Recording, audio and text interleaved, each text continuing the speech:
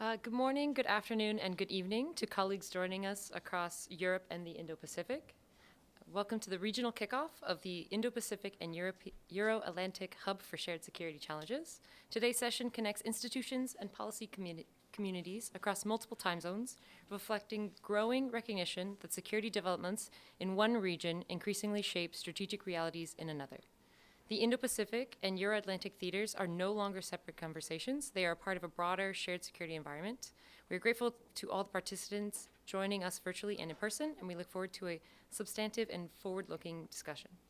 I'd like to begin with introducing, for opening remarks, from the host institution, Dean Jung-Hoon Lee. He is a scholar of international security and alliance politics, and under his leadership, Yonsei GSIS has strengthened its role as a platform for strategic development and international cooperation.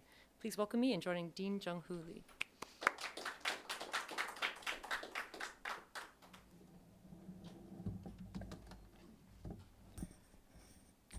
Thank you, Elizabeth.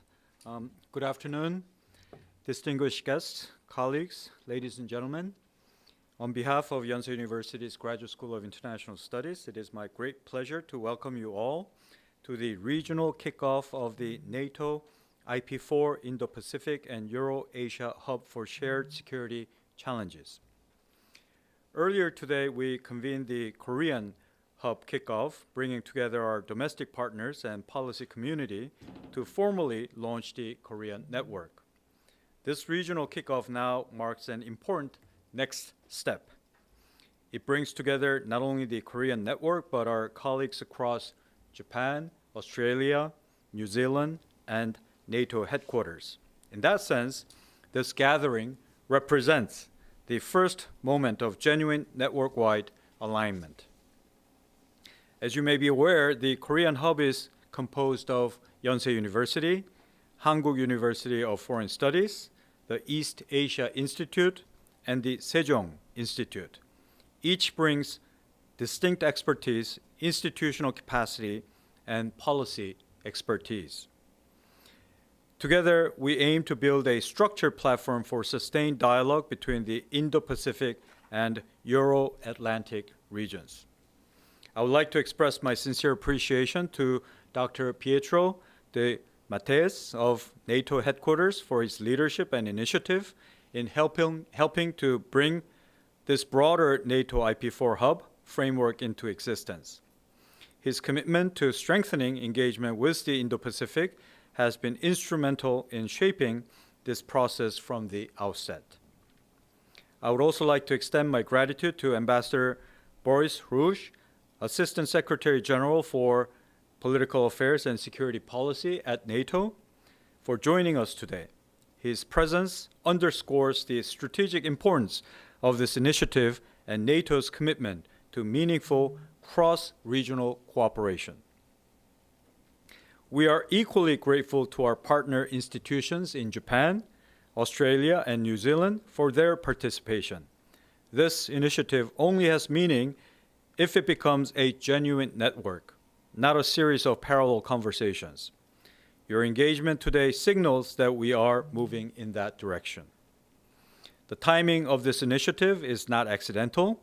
We meet at a moment of considerable uncertainty in international relations, where the coherence of the rules-based international order is increasingly being challenged. At the same time, the Indo-Pacific has become increasingly central to global strategic dynamics.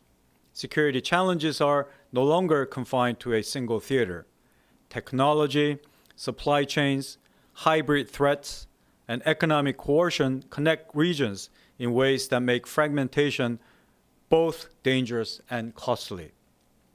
In this context, NATO IP4 cooperation is both timely and necessary. It reflects the reality that the Euro-Atlantic and Indo-Pacific security environments are increasingly interconnected. What happens in one region reverberates in the other. My hope is that the Hub initiative marks the beginning of a more consolidated and expanded network in Korea and across the region. In Korea, we intend to deepen cooperation among universities and think tanks, broaden participation, and institutionalize regular exchanges. Regionally, we hope this evolves into a durable platform that supports dialogue, joint research, and policy initiatives, innovations amongst all four hubs. Once again, I would like to thank the NATO headquarters, Dr. Pietro de Matteis, Assistant Secretary General Rouge, our partner institutions in Japan, Australia, and New Zealand, and all participants who have joined us today. I look forward to the discussions ahead and to the continued growth of this important network. Thank you.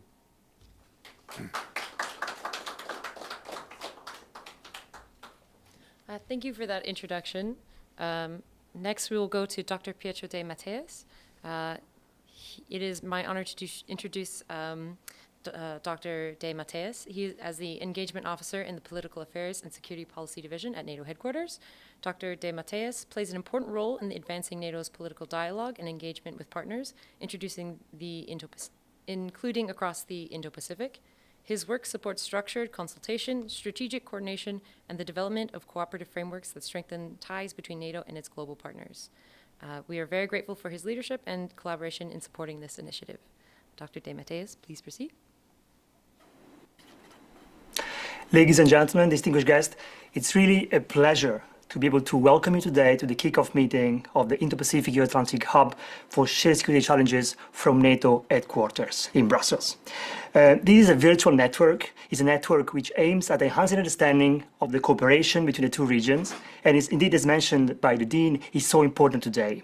And actually, I want to start really by thanking the Dean of the Graduate School of International Studies at Yonsei University, as well as the Professor Jojek Park and their team for the leadership and help in organizing this event in hybrid format from Yonsei University, but connecting at least 13 organizations across the region. And actually, allow me to acknowledge them because I think it's really worth it. I'm very proud of their cooperation. From Australia, we have the Australian Strategic Policy Institute, as well as the National Security College at ANU. From Japan, we have the Research Center for Advanced Science at Tokyo University, as well as the Japan Institute of International Affairs, as well as the Keio Center for Strategy at Keio University. From New Zealand, we have the Center for Strategic Studies, as well as the New Zealand Institute of International Affairs, as well as the Asia-New Zealand Foundation. And of course, from the Republic of Korea, we have the Yonsei University Graduate School for International Studies, as well as Hankook University of Foreign Studies, the Sejong Institute, and East Asia Institute. As I mentioned, this is an open network. This means that we really hope that we can extend this network as much as possible and relevant. And if any of you who are watching this video and the kickoff meeting in hybrid format want to join us, please reach out to me or to the leaders of the organization I just mentioned, because indeed, the broader the network, the better the conversation. Now, we live in complex time, as was mentioned also by the Dean. It's a time when we see new alliances that seems to be forming, often to undermine the rule-based international order. Also, we see new challenges. Think of disinformation, think of information threats, hybrid threats, cyber attacks, and also the increasingly disruptive role of new technologies. At the same time, we also have old threats. Today marks the 4th anniversary of Russian aggression against Ukraine, a war which we haven't seen on Europe continent since the Second World War. This has been clearly a difficult time for Europe, and certainly for our Ukrainian friends, who are fighting on a daily basis for the freedom and democracies. But there is a old Latin poet, 2,200 years ago, and Ennius is his name if you want to check. And he said, "True friends are seen in times of uncertainty." And I think that NATO allies, the countries that are members of the alliance, but also the partners in Indo-Pacific, Japan, Republic of Korea, Australia, New Zealand, have shown to be true friends. True friends of NATO, true friends of Ukraine, and true friends of democracy and peace and rule of law. So I hope that the work of the Hub can really help enhancing understanding of the importance of this cooperation in these uncertain times. And of course, NATO is and remains a transatlantic alliance, an alliance which focuses on our own region. We are not seeking to be a security provider in Indo-Pacific, but we share challenges with the region that you are from, And that's why we think cooperation is important, because it can help enhancing the resilience of our societies, especially in uncertain times. So once again, I'm very grateful for the cooperation. I'm very happy that we can start this path together. I hope that we'll continue over several years. And I'm very happy now that we give the floor to the Ambassador Boris Ruge, Assistant Secretary General for Political Affairs and Security Policy here at NATO. Thank you very much.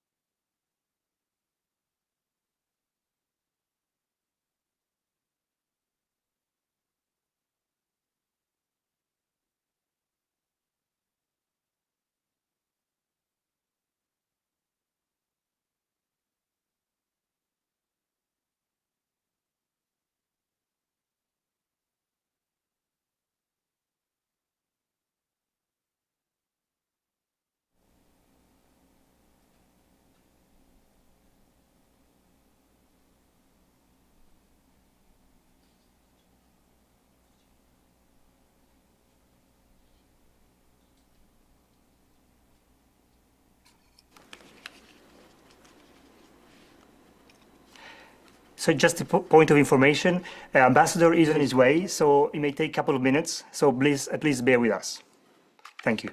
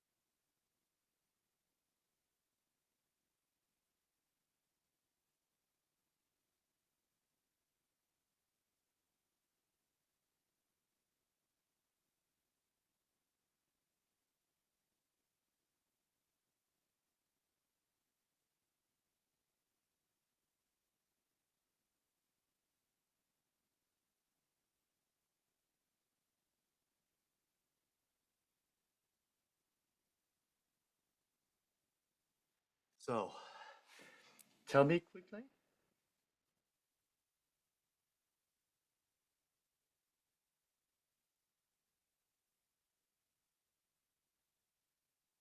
What about our colleagues? Will they tell me when I'm online? When we are on air, sir. Okay. We're on air. Okay. So, ladies and gentlemen, I hope you can hear me.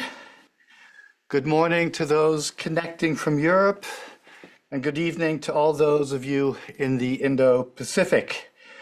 Let me start my remarks by expressing my gratitude to Professor Park from Yonsei University in Seoul, Professor David Capey from Victoria University in Wellington, Akira Igate from the University of Tokyo, and Bart Hoogeveen from the Australian Strategic Policy Institute. Thank you for leading the efforts to set up this virtual Indo-Pacific and Euro-Atlantic hub for shared security challenges, together with my colleagues here at NATO headquarters. Also, my sincere gratitude to Dean Jung-Hoon Lee from the Graduate School of International Studies at Yonsei University for hosting today's kickoff meeting. I would like you to know that this is the first time that at NATO HQ we have developed a public engagement project connecting our 4 partner countries in the Indo-Pacific: Australia, Japan, New Zealand, and the Republic of Korea. So we are very pleased to have more than 13 renowned think tanks and academic institutions from the region participating in a common initiative aimed at improving the understanding of the cooperation between NATO and your countries. This is a new format, but our cooperation is not new. The initiative builds on years of solid partnership between NATO and the 4 Indo-Pacific partners, the IP4 as we call them, with concrete cooperation on issues of mutual concern. Together, we have worked side by side in the International Security Assistance Force, ISAF, in Afghanistan. We have collaborated in the Western Balkans, helping post-conflict countries stabilizing and rebuilding, demonstrating the strength of our cooperation. These efforts are a testament to the shared values of freedom, democracy, human rights, and the relevance of international law. Russia's war of aggression against Ukraine marked a turning point in our cooperation. Our partnership with our IP4 partners has evolved significantly in response to the emerging global challenges of the past years. Exactly 4 years ago, Russia initiated its full-scale invasion of Ukraine, coming after 8 years of war beginning already in 2014. That war has been a turning point for all of us. NATO member countries and Indo-Pacific nations alike have stood united against Russia's illegal and unprovoked aggression. The war is a stark reminder that global challenges demand global cooperation, but also a reminder of how our 2 regions are connected, how the Euro-Atlantic and the Indo-Pacific today are connected more than at any time since World War II. Shortly before Russia's aggression of Ukraine, the PRC and Russia declared their no-limits friendship, which has concrete implications for Europe's security. China, in the words of the Washington Summit Declaration, has become a decisive enabler of Russia's war machine, and the cooperation between Moscow and Beijing is growing stronger than ever before. For instance, helping Russia bypass international sanctions and rebuild its defense industrial base. And of course, we have thousands of North Korean troops and equipment deployed alongside the Russian army. In this very serious situation for European and global security, the IP4 have stepped forward and demonstrated their commitment to addressing shared challenges, each in their own way. Australia, Japan, New Zealand, and the Republic of Korea have played a significant role in helping Ukraine defend its sovereignty and its independence. Your contributions have reinforced the global solidarity for Ukraine. You have provided vital contributions via the Comprehensive Assistance Package, the CAP, providing non-lethal assistance such as medical supplies, fuel, winter equipment, counter-drone, and resilience support. Australia and New Zealand have also contributed to the prioritized Ukraine Requirement List, also known as PEARL, to coordinate and fund the delivery of critical US-sourced military equipment to Ukraine. And of course, Australia and New Zealand have joined the NATO Security Assistance and Training for Ukraine headquarters in Wiesbaden. So yes, our partnership has strengthened, but no, this does not mean that NATO has expanded or is expanding to the Indo-Pacific, as some have falsely claimed. NATO is and will remain a transatlantic alliance. Our focus is and always will be on collective defense and on the security within the Euro-Atlantic region. NATO does not seek to become a security provider in the Indo-Pacific. Article 5 of the NATO Treaty applies to NATO member states, NATO allies as we call them. Article 5 does not apply to NATO partner countries and does not bring us into the Indo-Pacific as a security provider. It is also worth remembering that the focus of our partnerships is addressing issues of mutual interest. You will probably discuss more about this in the following panel, but I can already flag that the cooperation we have with your countries is framed by the individually tailored partnership programs, the so-called ITPPs, each of which reflects the specific relationship and the specific profile of the partner country in question and its relationship with NATO. Our cooperation is based on a positive agenda to enhance our political dialogue and practical cooperation in areas such as cyber defense, countering disinformation, arms control, emerging technologies, and upholding international law.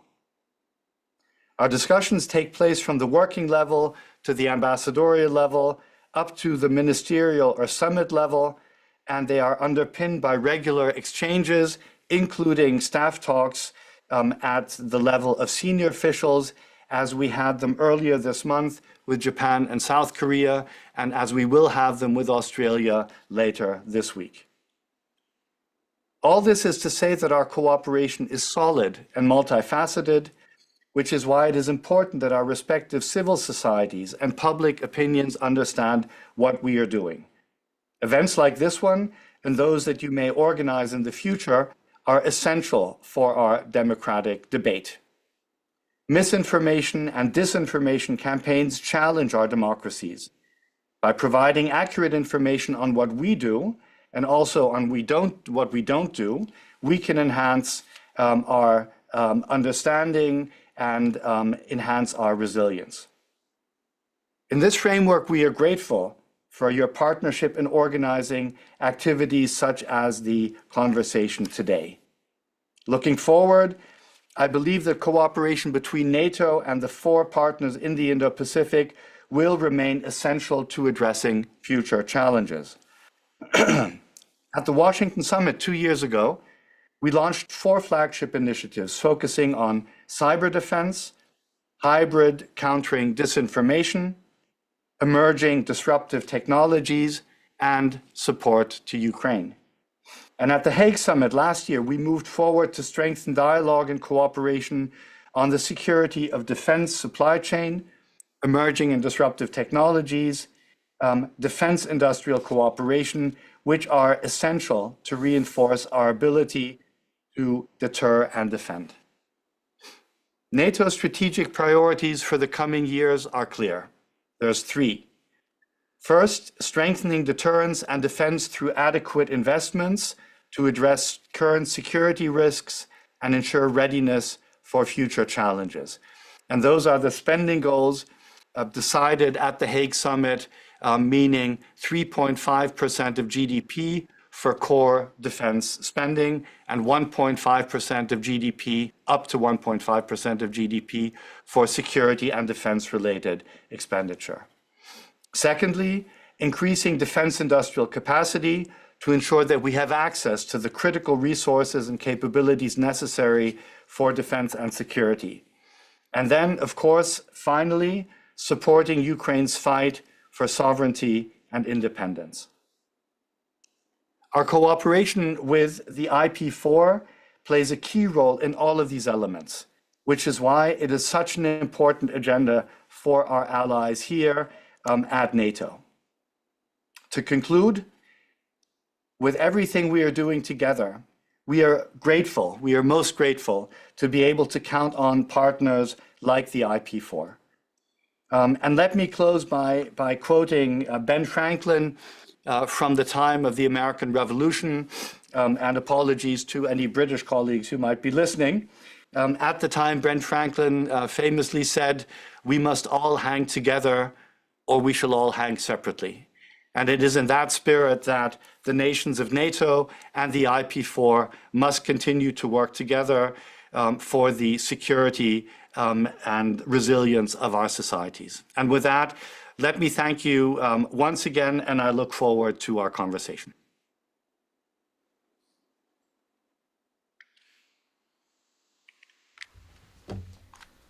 Thank you, Ambassador Ruga, for your insightful remarks. We will now move to the question and answer session. This discussion will be moderated by Professor Mason Ritchie of Hanguk University of Foreign Studies. Professor Ritchie, over to you.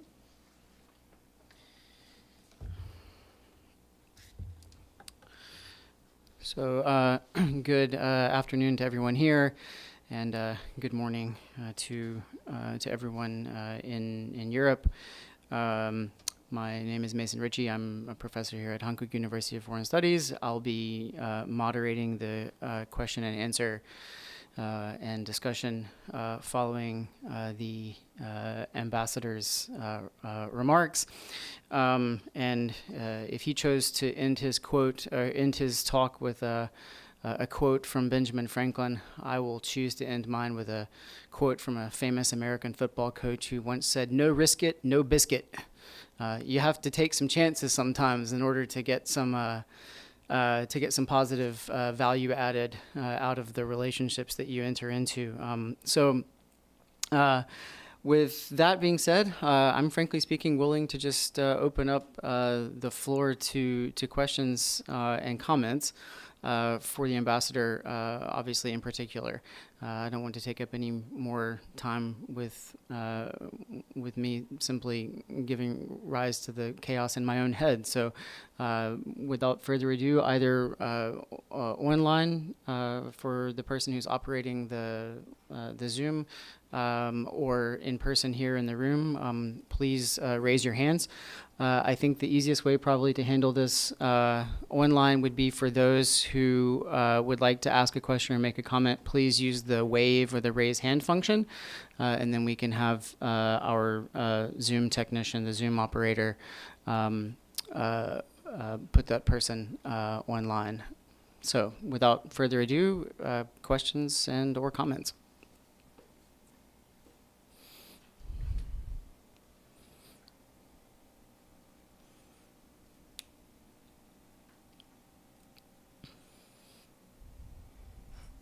Professor. Yes.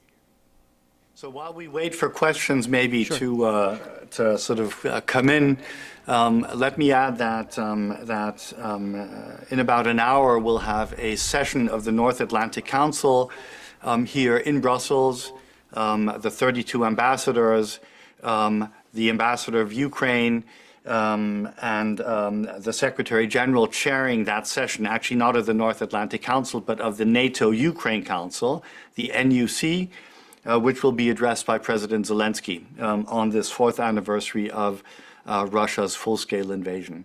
And we will have a ceremony here at NATO headquarters to remind ourselves of this ongoing conflict, which is of such importance to the security here in Europe, but also in your part of the world. So just by way of information.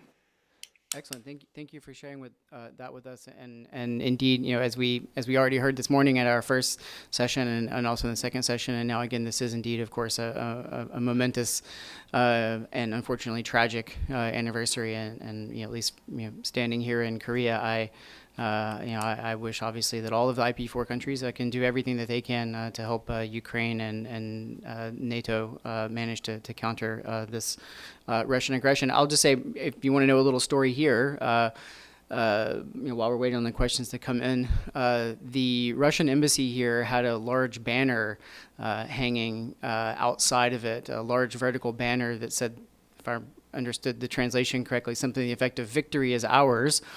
And a lot of people were quite upset about it. And my understanding is that the Ministry of Foreign Affairs, pushed back and told them to take it down, and the Russians said that they wouldn't.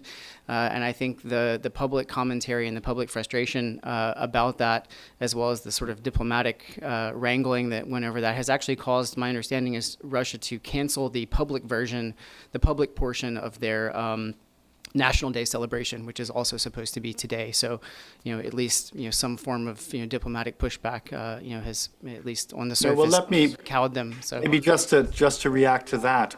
I think it's ironic that 4 years after the beginning of the full-scale invasion, Russia would proclaim victory, because the reality of this war is that it was not a walk in the park.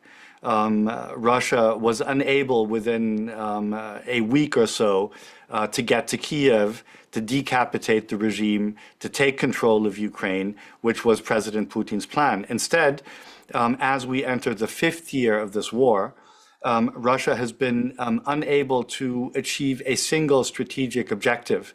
It has not even been able to conquer the entire territory that under the Russian Federation constitution has already been annexed, right? Take the case of Donetsk, for example, where Russia is demanding in the negotiations that Ukraine hands over territory that the Russian army in 4 years has been unable to conquer. What it has been able to conquer probably corresponds to perhaps 8% of the total territory of Ukraine. And it has done so at the cost of 1.2 million, something in that order, casualties, killed and wounded, badly wounded, right? So at an enormous cost, Russia has conquered a fairly small part of Ukraine's territory. And 4 years after the beginning of the full-scale invasion, Russia continues to be frustrated in its strategic and imperialist ambitions. I think that's remarkable. So this notion of victory is ours, "Победа наша" in good Russian, I think that is entirely misleading. And my guess is that slowly but surely, people in Russia, despite being cut off from information in many places, I think that they are waking up to this.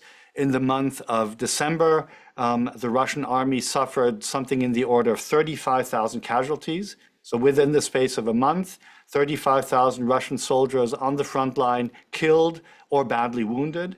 And in the month of January, the figure is a similar one. And that is more than Russia lost in 10 years of war in Afghanistan.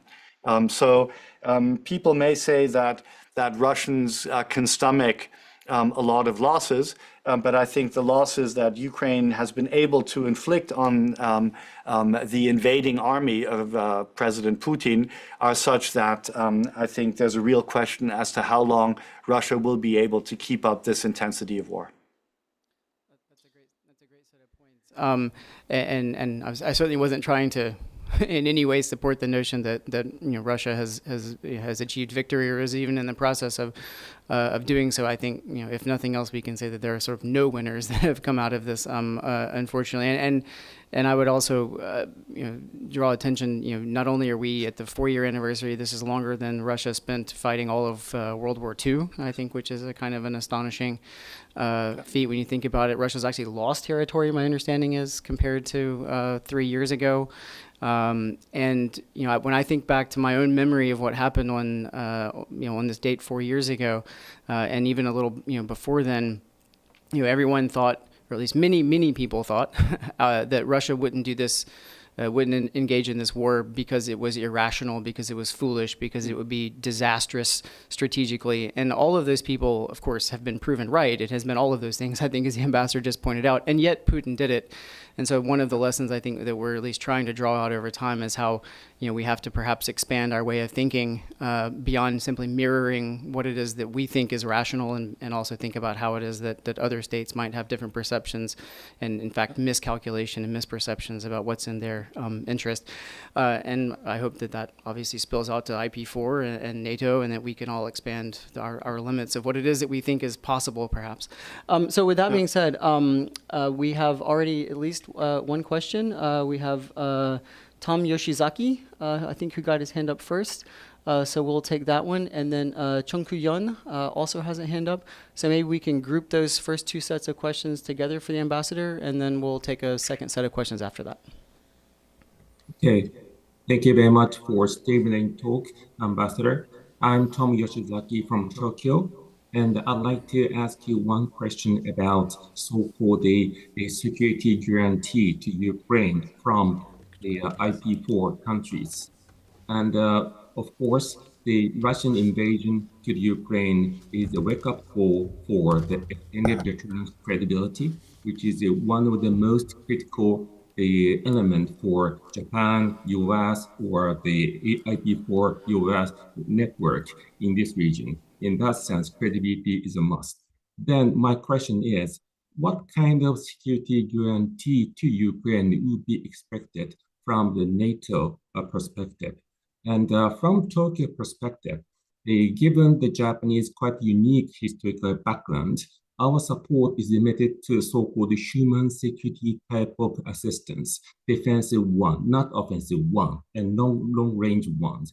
But we believe this is very important to maintain the sustainability of Ukraine based upon the IP4 and the very different background. And I'm sure that that will ensure the connectivity of the IP4 partners for the NATO and given the challenges in Ukraine, that is the most sustainable package. So my question to the ambassador is, what will be the NATO's perspective about the IP4 support to the security guarantee to Ukraine? Thank you very much. Excellent. Thank you. Professor Chung? Hi. Actually, I have one question. When you think about NATO IP4 cooperations from South Korea's perspective, I must ask these questions. How do you assess the role of North Korea in protracting the war in Ukraine? And what's the NATO's perspectives or expectations in addressing North Korea in its way to, address this war in Ukraine, or the willingness of Russia in its revisionist kind of motivations in European continent?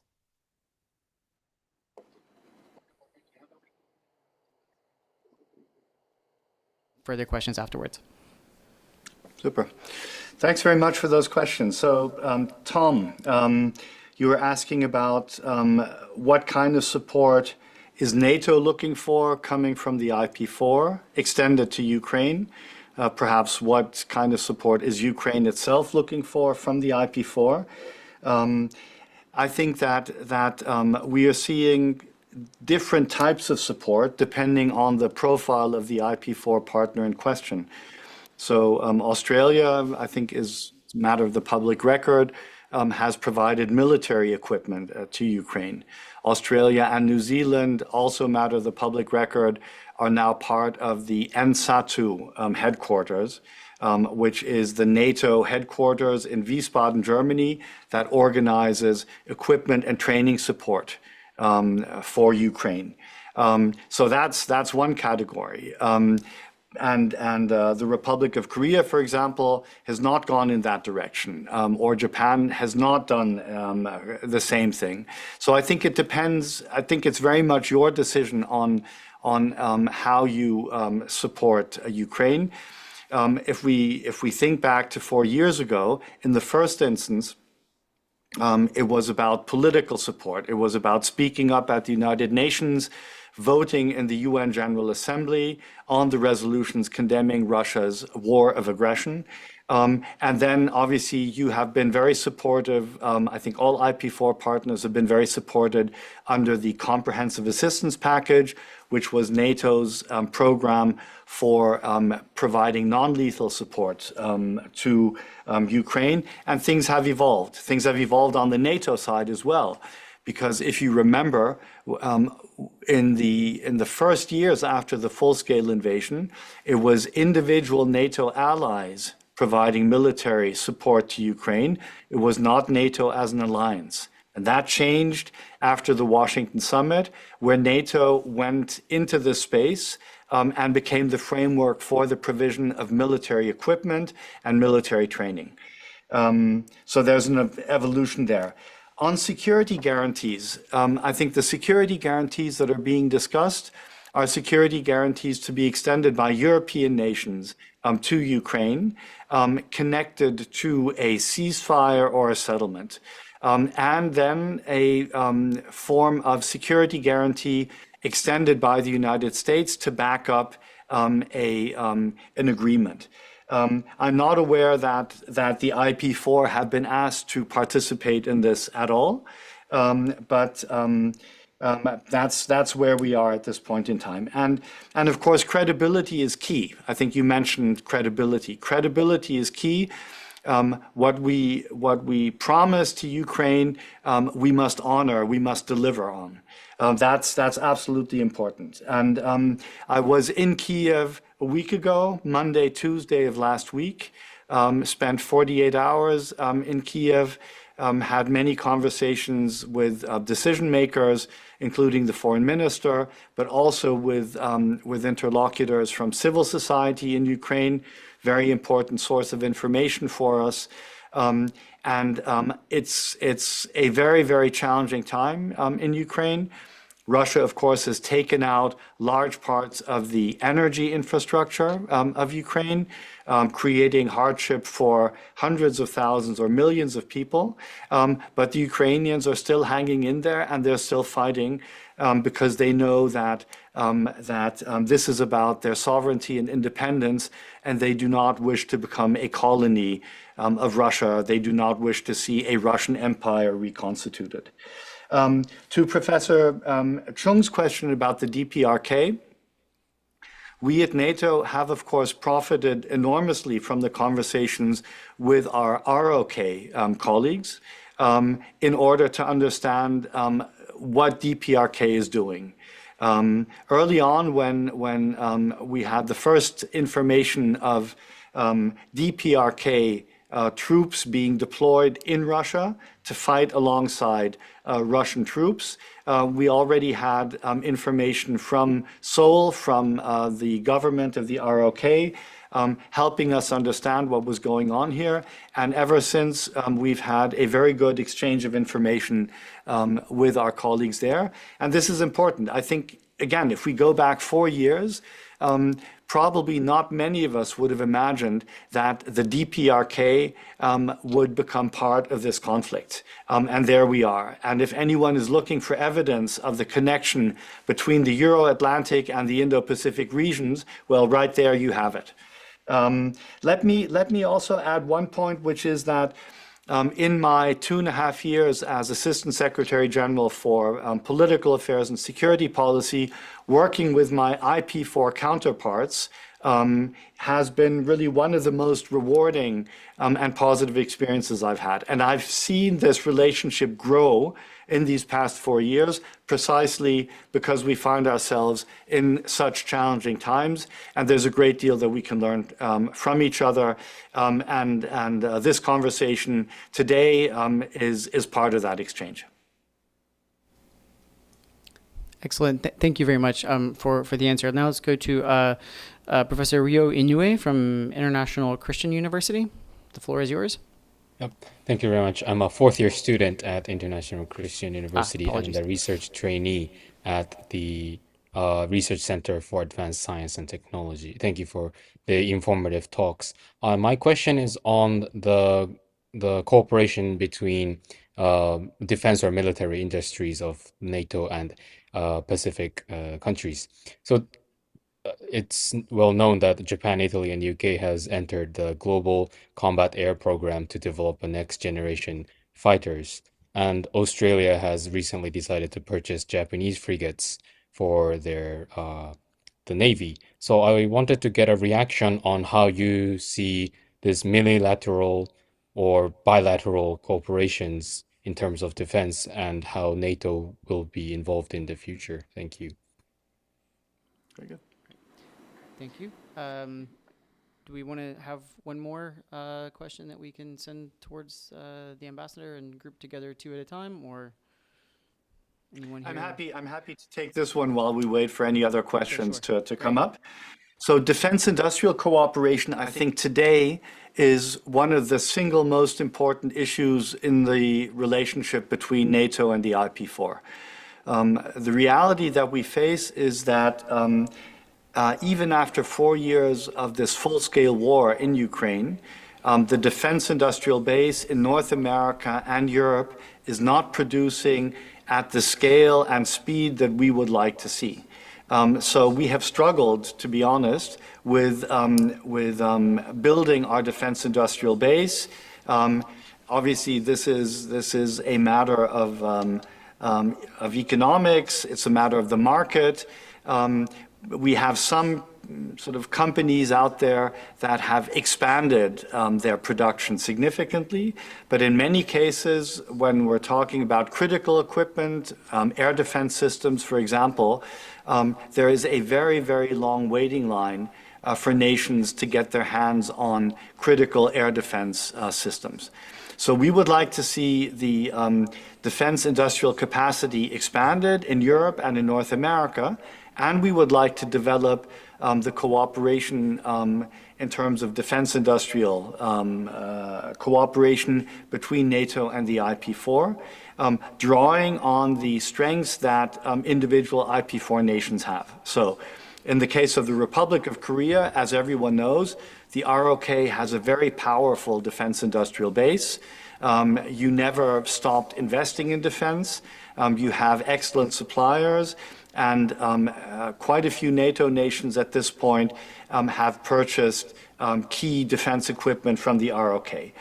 In the case of Japan, we have a very strong profile in terms of emerging technologies. In the case of Australia, we also have a defense industrial base. In the case of New Zealand, we have a very strong profile when it comes to space. So we are very, very interested in developing that cooperation, promoting sort of investments in the IP4 as well, cooperation between defense companies from NATO nations in your countries, and we think there's a lot of potential there. When we get to the Ankara summit, our annual summit that will happen in July of this year, we will have a defense industrial forum alongside the summit, which will be a platform for political decision makers and people from industry to come together, and we would expect to see the IP4 very prominently represented at that forum. Excellent, thank you. Now we have Dr. Lee Jae-hyun from the Asan Institute for Policy Studies here in Seoul. Thank you so much. Thank you so much for your time with us, Ambassador. I really enjoyed your speech. I believe everyone in this room has a great expectation and hope for deeper security cooperation between IP4 countries and NATO and European countries. But at the same time, it is obvious that there are some obstacles we have to overcome.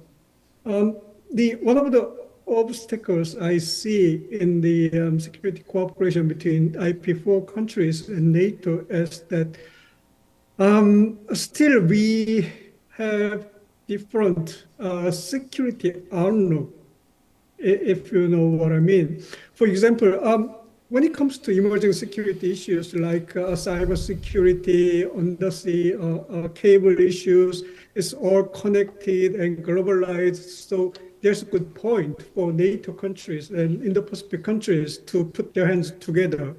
But at the same time, if you look at the war in Ukraine and the China threat in the Indo-Pacific region, obviously the geographical distance result in different strategic and security outlook on both IP4 countries and European countries.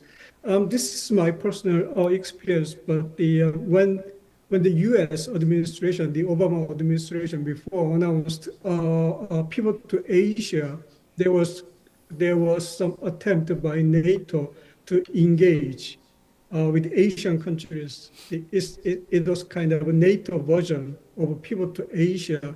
But after the situation in Crimea Peninsula, it's all gone. And again, when the U.S. announced the Indo-Pacific strategy, European countries tried to engage with the Indo-Pacific countries, announcing their own Indo-Pacific strategy. But after the Ukraine war in 2021, it sort of got pretty much weakened. And I believe IP4 countries, if IP4 countries were in the European or NATO shoes, then we probably would have done the same, steering it back and forth. So do you have any idea or shortcut to bridge or fill the gap, this strategic perspective gap between IP4 countries and NATO countries? Thank you. Very good. Thank you for that question. Very, or rather set of questions, very interesting and very relevant.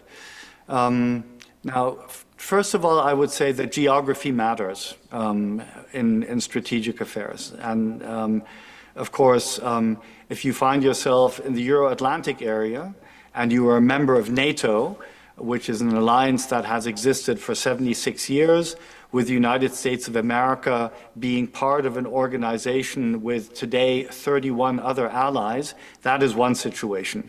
If you find yourself in the Indo-Pacific with its specific geography, large spaces, very important maritime domain, and you have a setup where the United States operates and Indo-Pacific nations operate on a kind of hub and spokes principle, that's a different situation. I would then go on and say that if I look at Europe, and speaking as a German, the difference between the German strategic culture and the French or British strategic culture is very significant.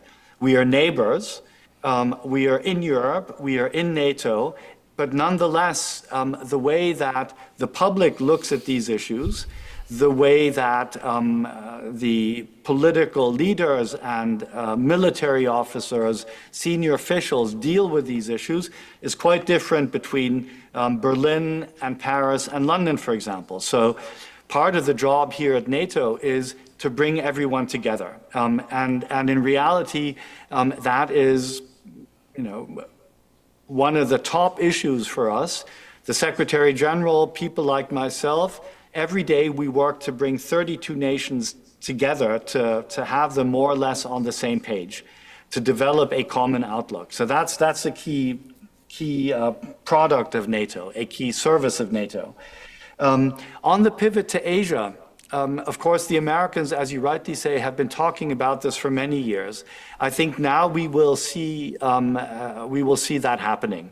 And we will see that happening because the United States of America, I think rightly, has concluded that China is such a powerful player in the Indo-Pacific that it must invest more, that it must be more present to maintain a balance of power in the Indo-Pacific. We had Elbridge Colby here 10 days ago, the Undersecretary of Policy at the Pentagon, who replaced Secretary Hegseth at our Defense Ministerial meeting. And he spoke very eloquently about this.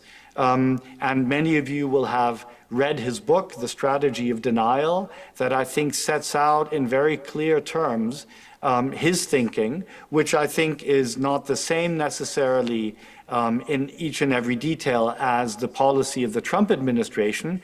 But I think Bridge Colby's thinking has informed in a significant way the outlook of this administration on what it needs to do in the Indo-Pacific. So I think we can expect to see a greater U.S. presence in the Indo-Pacific, and NATO will have to navigate that as well, because over time it means that in some areas the U.S. will draw down in Europe, not in a dramatic way, not in a sudden way, and that is why it is so important that European nations step up.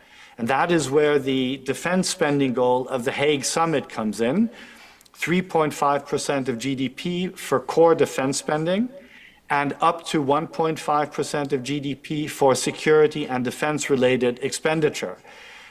That's a gigantic step, and I can tell you as a German, a few years ago, no one would have imagined that that was what we were going to agree to, but that is exactly what we have done, and Germany and other nations in NATO are moving forward faster than the timeline set by the Hague Summit. The timeline set by the Hague Summit is 10 years, so get up to 3.5% of GDP for core defense spending by 2035. But in reality, Germany will be there, plans to be there by 2030 already. And of course, the US government, in the person of Bridge Colby, recently visiting Seoul, has said that the US government is looking to its treaty allies in the Indo-Pacific to adopt similar goals. That's not a NATO issue, that's an issue between the US and its treaty allies in the Indo-Pacific. But I think there's no doubt that we find ourselves in a very, very challenging strategic environment, and that there is a need to build up our deterrence and defense, because a strong deterrence and defense is the best guarantor of peace. We must not be weak in the face of regimes such as the Russian regime that is willing to blackmail other nations or willing to use a military force to advance its objectives. Excellent, thank you. Dr. Cho Won-duk from the Institute for Foreign Affairs and National Security here in Seoul. Thank you. Thank you, Ambassador. I have very brief questions and simple questions. You mentioned about the increasing pressure on the defense spending, and same as in IP4 countries. And the Trump administration put pressure on its allies to increase the defense spending for their own security, and it's according to the US NSS and DSS.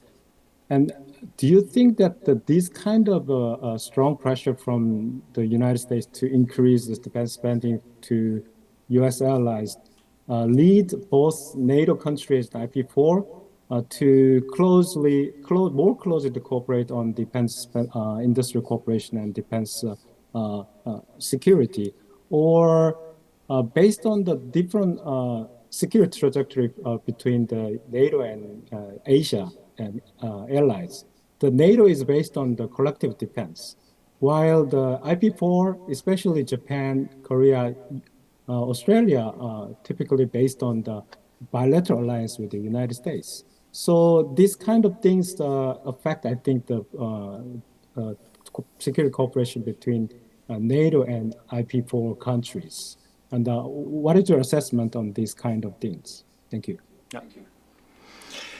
So let me go back in time to the year 2014 when we had a summit in Wales.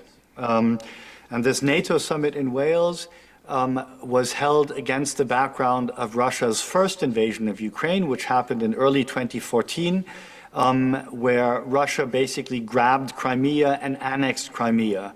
Fundamental violation of the United Nations Charter, grabbing territory of a neighboring state by force, in violation of many assurances that Russia had given to Ukraine about respecting its territorial integrity. And back in 2014 at the Wales Summit, NATO heads of state and government agreed that within a 10-year period from 2014 to 2024, NATO nations would bring up their defense spending to 2% of GDP. Now, the reality was that in the years following 2014, a limited number of nations in NATO did in fact bring up their defense spending, but many nations did not. This led to significant frustration on the part of the United States of America that said, the United States is here for its European allies with a significant military presence in Europe, with the promise of coming to the assistance of European allies under Article 5 of the North Atlantic Treaty, going all the way to extended nuclear deterrence, the ultimate security guarantee for our alliance. And so there was huge frustration in the US, and that, of course, played out during the first Trump administration, where President Trump said European allies are not delivering on that promise. And President Trump, it must be said, was absolutely right about that. Many European allies, including my own country, Germany, were slow in delivering on that 2% promise. So we can say that that it took two invasions of Ukraine by Russia, and we could also say it took two elections of Donald Trump to be president of the United States of America to bring about a fundamental change in the attitude of European allies in Canada. And that is what we have seen. And now at the Hague Summit, which is a historic milestone, we decided on these very ambitious spending goals.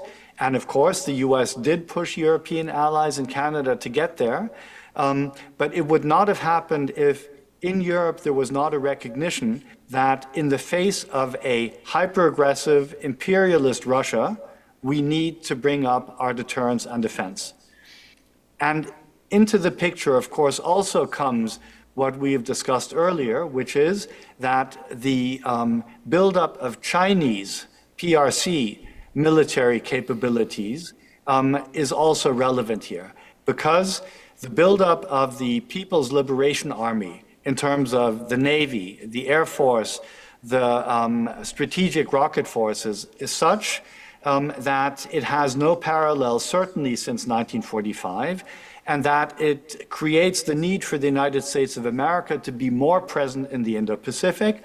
So over time, the US will probably adapt its posture and shift some military resources to the Indo-Pacific, and that is something that European allies have to deal with and have to compensate for. The cooperation between the IP4 and NATO, very, very relevant, as already discussed, in terms of defense industry. How can we build our defense industrial base? And here, of course, there's also questions of creating jobs, generating growth, promoting innovation in our economies. So on the one hand, of course, spending on defense means spending less on education and healthcare, perhaps, and infrastructure in some cases. But it also creates opportunities to grow our economies and to create employment, to create innovation and these things. So it is not it can be a win-win proposition here. And I think working together with our IP4 partners creates lots of opportunities, increases our security, in part because starting from the analytical side, talking to Australia, Japan, New Zealand, the Republic of Korea makes us smarter about the realities in the Indo-Pacific, the challenges posed by China, for example. And the IP4 talking to us and being part of the support effort for Ukraine, I think teaches you a lot about the realities of land warfare in the 21st century. We have a lot to learn from that. The army of Ukraine, the armed forces of Ukraine, are ahead of us in terms of fighting this type of war. It's a very specific war. It's a land war, but it demonstrates the manner in which traditional platforms and systems are combined with cutting-edge technology, including drones and including information and communication platforms that give the military a completely different view of the battlefield and different options and different time frames for acting and reacting. So there's a lot to learn there. We have to learn a lot at NATO from Ukraine. There's absolutely no doubt about it. But I think working together, the IP4, NATO, and Ukraine, all of us can become smarter about the realities of warfare. Wonderful, thank you. Now we're going to go to Professor Yu In-tae from Dankook University here in Korea, which must pay him very well to judge by the fancy library that he's sitting in at home. Yep. So, hi, I'm In-tae Yu from Dankook University. I'm currently in DC, Washington, DC in the States. And thank you for your talk. Thank you for your time and this precious opportunity to ask. I've got two questions, but I think those questions are interrelated. my first question is, what would you say Korean stakeholders or Korean people who are in the defense industry, because to assure that they are good to have transactions with NATO or with the European countries, because I think they Korean people working in defense industries might get confused with European policy, because on the one hand, most South Koreans are recognizing or are aware of European situations, threats they are facing, especially from Russia. So they know that there will be increasing demand in the region. But on the other hand, what they are getting, or the information they are getting from Europe, is that they're increasing their GDP portion, they're increasing their demands, but what they are doing, what the Europeans are doing, is to increase the production within the region. So it might be the case that Europeans are shifting towards inside or trying to be autarky. So what would you say to assuage, to ensure that South Korean industry, defense industries feel safe to export or to expect their transactions continue? That's my first question. The second question is about supply chain security. So right now, South Korea, as well as other countries in the world, are experiencing high demands or high supply chain security standards from the US. So in order to meet US threat perception, South Koreans are revamping or improving their supply chain security standards. But NATO is comprised of a lot of countries, and each of those countries have different supply chain security standards. So when it comes to importing South Korean weapon systems, how would NATO countries, NATO member states coordinate their supply chain security standards? So how would you, align different standards from each countries? Thank you. Great, thank you very much. So let me, on the first question, you're quite right that European NATO nations are looking at expanding defense industry here in Europe to build the European defense industrial base. And I think there's also an element of industrial policy here, if you like. I think that plays out in all of our democracies. Take the case of Germany again. If Germany is going to spend somewhere north of 100 billion euros per year on defense in the near future, then members of parliament in Germany and their voters will ask, so how much of that money is being spent here in Germany or Europe, as opposed to how much of this is going to be spent on purchases from the United States or the Republic of Korea or other suppliers outside of Europe. The reality that we face right now is that it is very hard to get your hands on advanced, sophisticated defense equipment in a reasonable time frame. So the defense industrial base in Europe and North America is not nearly as strong as we would like it to be. And therefore, a large portion of the defense budget so far has been spent on purchases from the United States of America. Think F-35s, for example. Think Patriot, some missile defense systems, to name just two. And in the case of the Republic of Korea, you have industry in the ROK supplying to European allies air defense systems, armored vehicles, tanks, artillery systems, and so on and so on. So no doubt, Europeans will want to expand and build their defense industry. They will want to create jobs. They will want to use this to bring forward innovation. And similarly, in the United States of America, I'm sure that the US Congress, that senators and members of the House of Representatives will have an eagle eye on making sure that the increasing US defense budget goes, in many cases, towards US suppliers. So I think, in a sense, we're not talking about an oversupply of military equipment that is available. We are talking about a shortage in the near future. So there's huge opportunities for defense industry in Europe, in North America, and in the Indo-Pacific to grow and to help us supply our armed forces.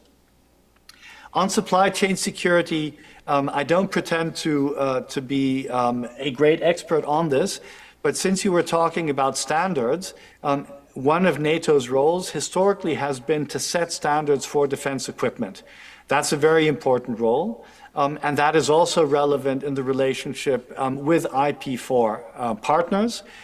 So adopting those standards, I think, is very important because that allows you to plug in seamlessly with European armed forces and to supply them according to NATO standards.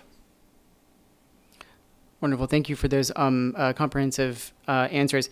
We have roughly 3 minutes left before we're supposed to gavel down.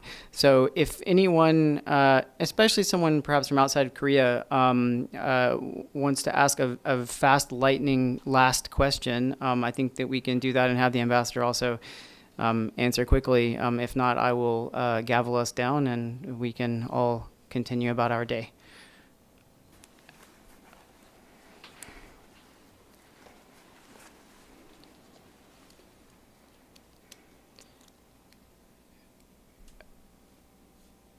Okay.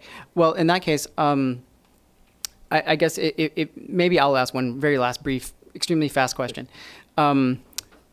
You talked about actually I'll ask a slightly different question. The IP4 you mentioned being framed by the individually tailored partnerships, bilaterally with each of the IP4 member states. If I could just get sort of your 1 or 2 minute thought, like what is the value added of having this as the IP4, right? I mean, is that just a label where we group 4 countries together because they happen to be geographically in the same region, or is there something that you see from your side that's value added from having the 4?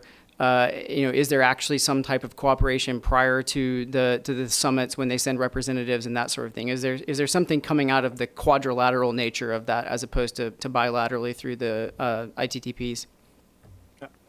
So I think you sort of you basically described it already. One side of this is the relationship between NATO and the individual partner.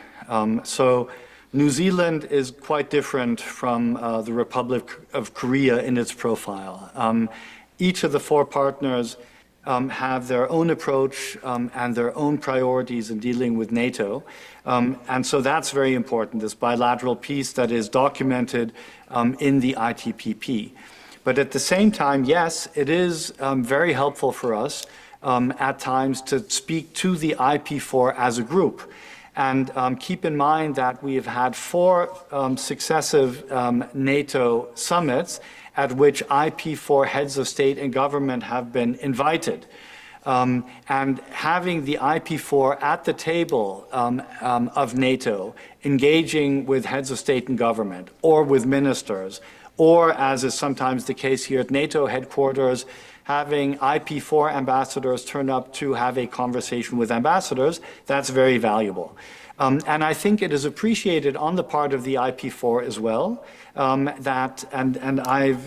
understand that in some cases we've also had IP4 conversations with NATO not being in the room, in the connection with NATO summits or NATO ministerials. That's a good thing. And then, as mentioned, we have these flagship projects that we decided in Washington, dealing with support to Ukraine, dealing with cyber and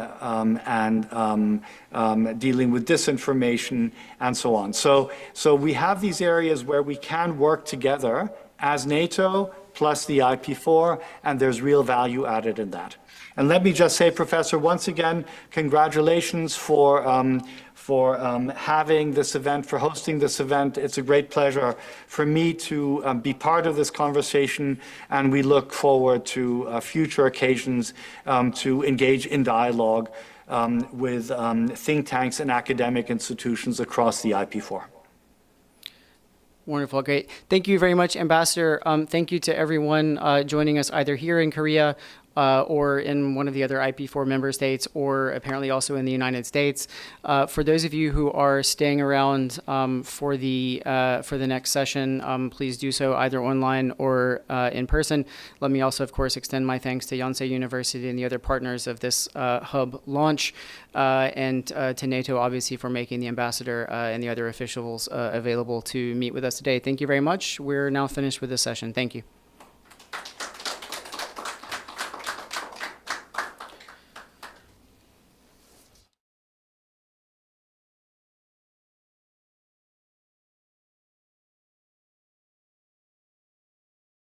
Richie for leading us through that Q&A portion. We will now take a 15-minute break. Please remain nearby or connected as we will reconvene shortly for the panel session beginning 15 minutes past the hour mark. Thank you.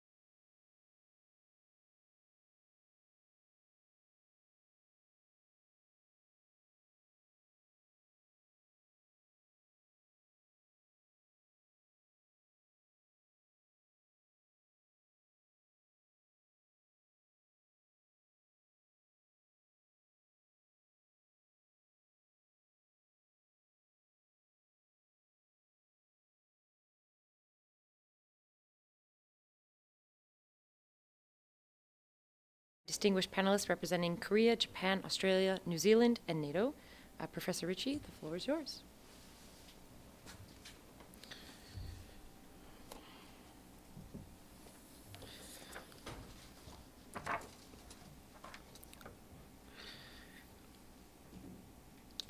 So hello again, everyone, both here in Korea and also abroad, whether that be in the Indo-Pacific, in Europe, or in the United States.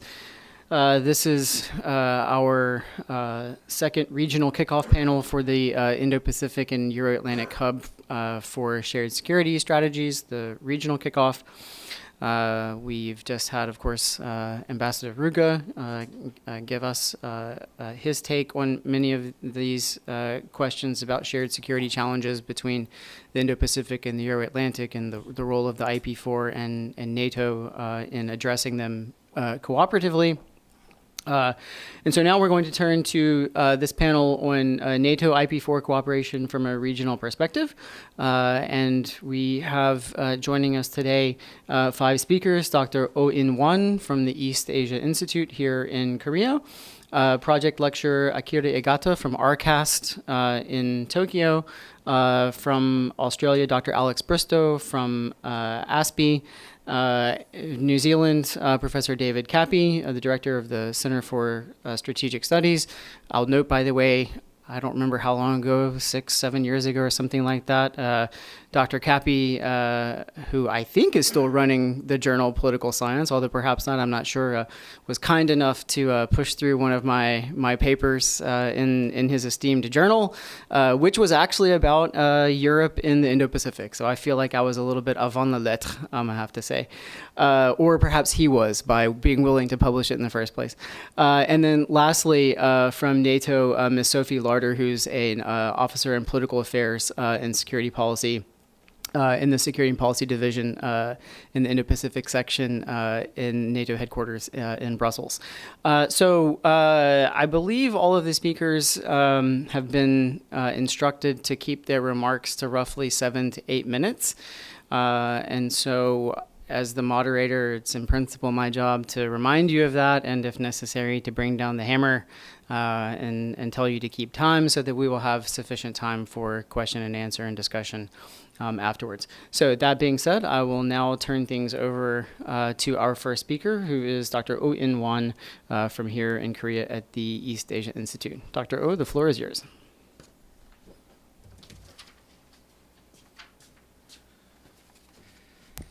All right. I will turn on my stopwatch. All right. Thank you, Professor Jae-Jook Park, for having me here, and thank you to the whole Yonsei staff, and thank you to NATO. Thank you, Professor Rich, for moderating, and it's great to meet and connect with everyone via Zoom, including Dr. Igata, Dr. Bristow, Professor Cappy, and Sophie. My name is In-hwan. I am Executive Director and Senior Research Fellow at the East Asia Institute in Seoul, and I've been also lecturing at Seoul National University since last semester.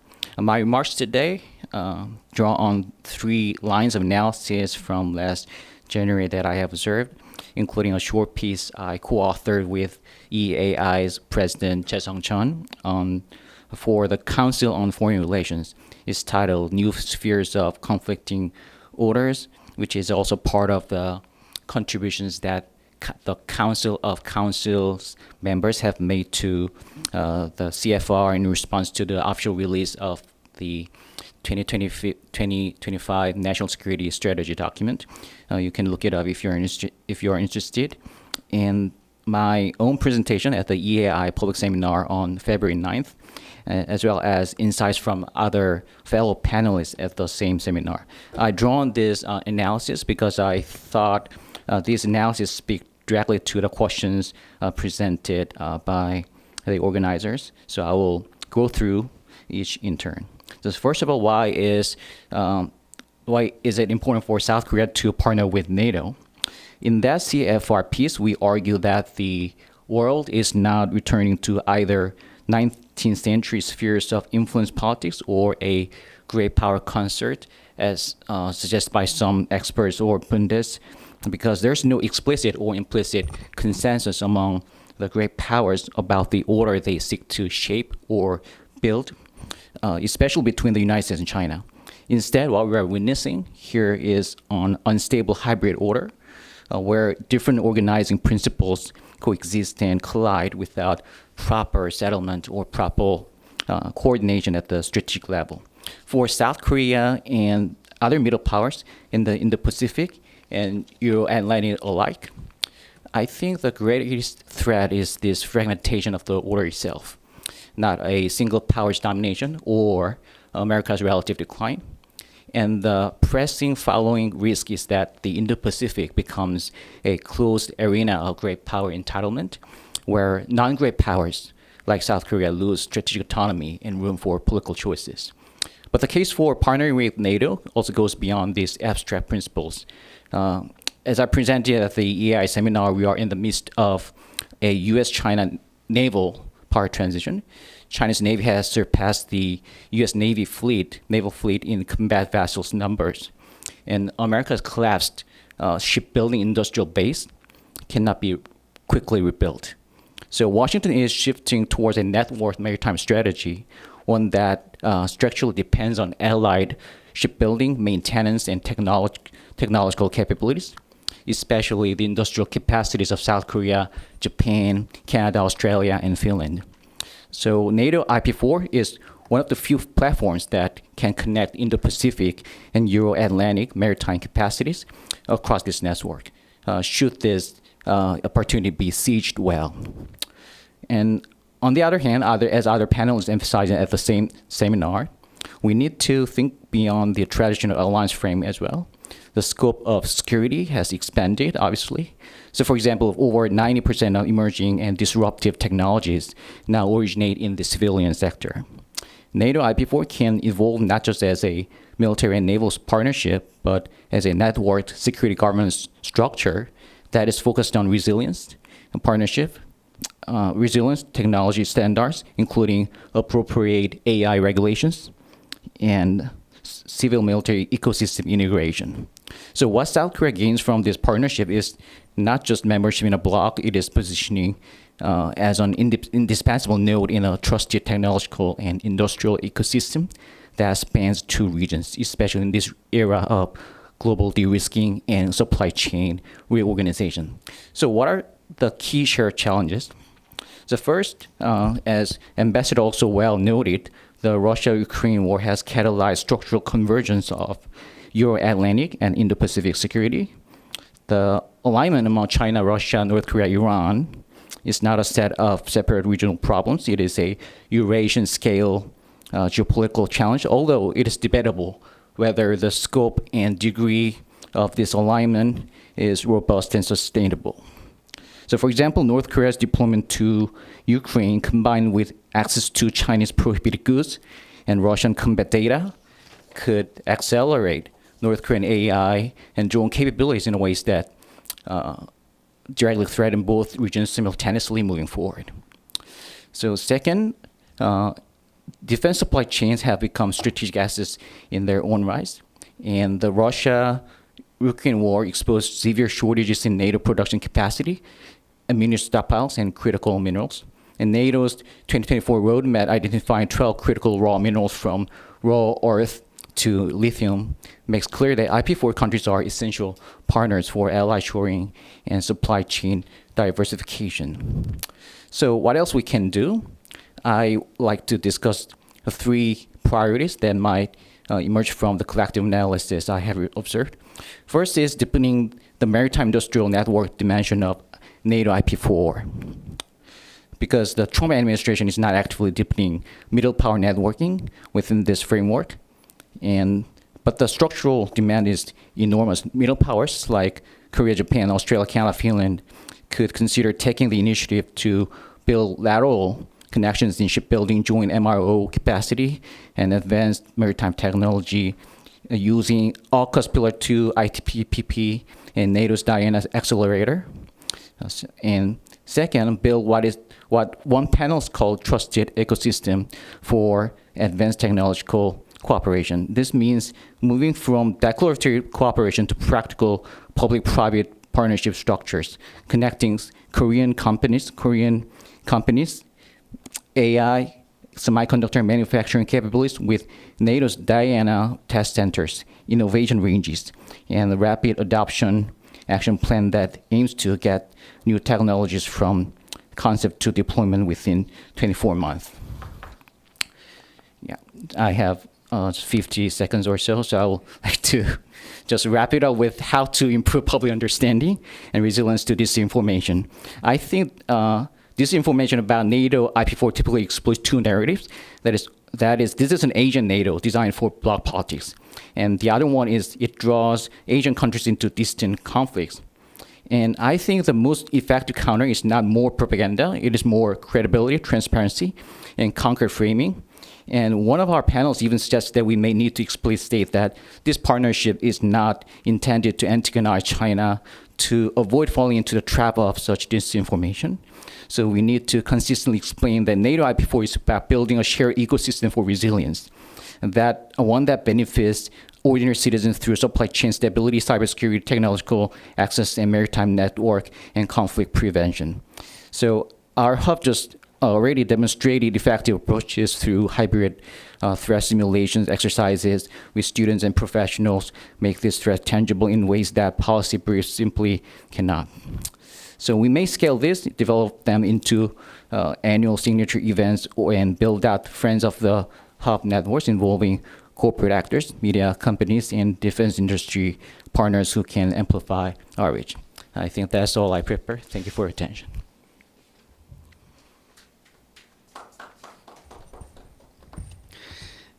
Thank you very much. I appreciate you keeping time. Now we turn to project lecturer Dr. Akira Igata from RCAST at the University of Tokyo. Nice to see you again. The floor is yours. Thanks so much. Can everyone hear me well? Yes. Okay, fantastic. So hi everyone, Akira Igata from the University of Tokyo, where I lead the Economic Security Intelligence Lab at the Research Center for Advanced Science and Technology, or RCAST. It's a pleasure to join this panel alongside distinguished colleagues from NATO and other IP4 countries. Let me get straight to the point. For Japan, cooperation with NATO is no longer symbolic. It's quite substantive, and the momentum is growing. Over the past several years, leaders on both sides have repeatedly emphasized that the Euro-Atlantic and the Indo-Pacific are becoming increasingly interconnected.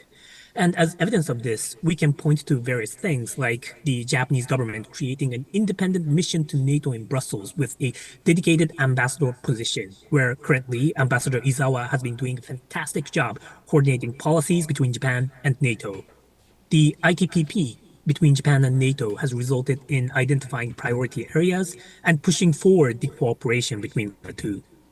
Furthermore, the diplomatic efforts from the NATO side toward Japan has been quite significant as well, with numerous high-ranking officials from NATO visiting Japan over the last few years.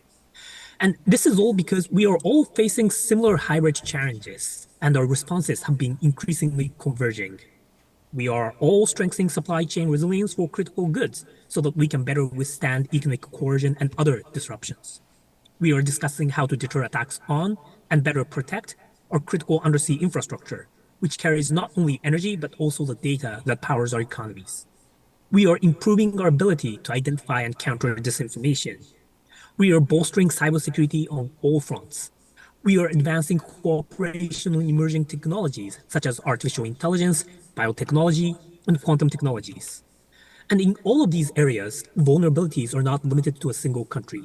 It crosses borders, and disruptions do not respect geography.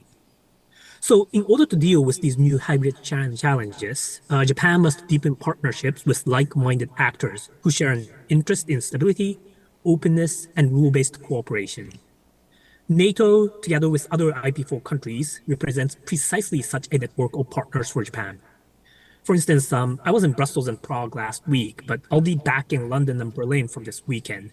And the reason why I have been going back and forth between Japan and Europe is to really understand the European thinking, to identify practical areas of cooperation, and to consider how we in academia and think tanks can contribute to strengthening this evolving partnership. So let me now turn to the recent developments in Japan and how that goes well regarding what more can be done between NATO, Japan, and other IP4 countries. I'm sure you have all been following the recent victory of the Takaichi government, and this has really kicked off a series of significant policy adjustments. On defense policy, the government has announced that it will update the three core national security documents, namely the National Security Strategy, the National Defense Strategy, and the Defense Build-up Program. And there are also indications that the three principles on defense equipment export will be revised, so that Japanese defense exports are no longer limited to non-lethal equipment. And these changes could create new possibilities for defense industrial cooperation between Japan and NATO members. This could include joint development, technology collaboration, more structural industrial partnerships, and the list goes on. As European defense production scales up in response to the war in Ukraine, and as Japan strengthens its own defense capabilities, there is clear space for practical collaboration. On the diplomatic front, the government is also advancing what it calls the strategic evolution of the FOIP, or the Free and Open Indo-Pacific concept. This year actually marks the 10th year since FOIP was first proposed under Prime Minister Abe. Its evolution will clarify Japan's current diplomatic priorities and geographic focus. And that clarity will make it easier for NATO to align its Indo-Pacific engagement with Japan's strategic framework. Another important development is the decision to formulate Japan's first ever national intelligence strategy within this year, alongside broader intelligence reforms. If Japan strengthens its intelligence structures and coordination mechanisms, this could expand the scope for more systematic information sharing with NATO partners. And given the hybrid nature of many shared challenges, from cyber to gray zone activities, intelligence cooperation will be a critical pillar of resilience for the both of us. Finally, let me address the issue of public understanding and resilience against disinformation regarding NATO and IP4. Public diplomacy is essential, but public diplomacy is difficult. I often compare it to growing plants, right? You can't water them once and expect results. You have to water them consistently, add fertilizer, cultivate the soil, rinse and repeat. We need sustained efforts to explain what NATO IP4 cooperation is, and just as importantly, what it is not. It is not about Japan joining NATO. IP4 is not an Asian NATO. It is about partnership. It is about practical cooperation in areas that serve the national interest of both NATO member states and Indo-Pacific partners. This requires regular public events like this one, focused on specific areas of cooperation, such as emerging technologies, supply chains, countering disinformation, defense industrial cooperation, and more. The more concrete the discussion, the easier it becomes for stakeholders and the broader public to understand the value of cooperation. Youth engagement is particularly important from my perspective for public diplomacy. Student-focused workshops and policy simulations are highly effective. For instance, the Osaka Expo policy simulation that we arranged with the NATO PDD last year required significant coordination and a lot of headaches, but I think it created a cohort of students who are now actively researching NATO-related issues and continuing their engagement.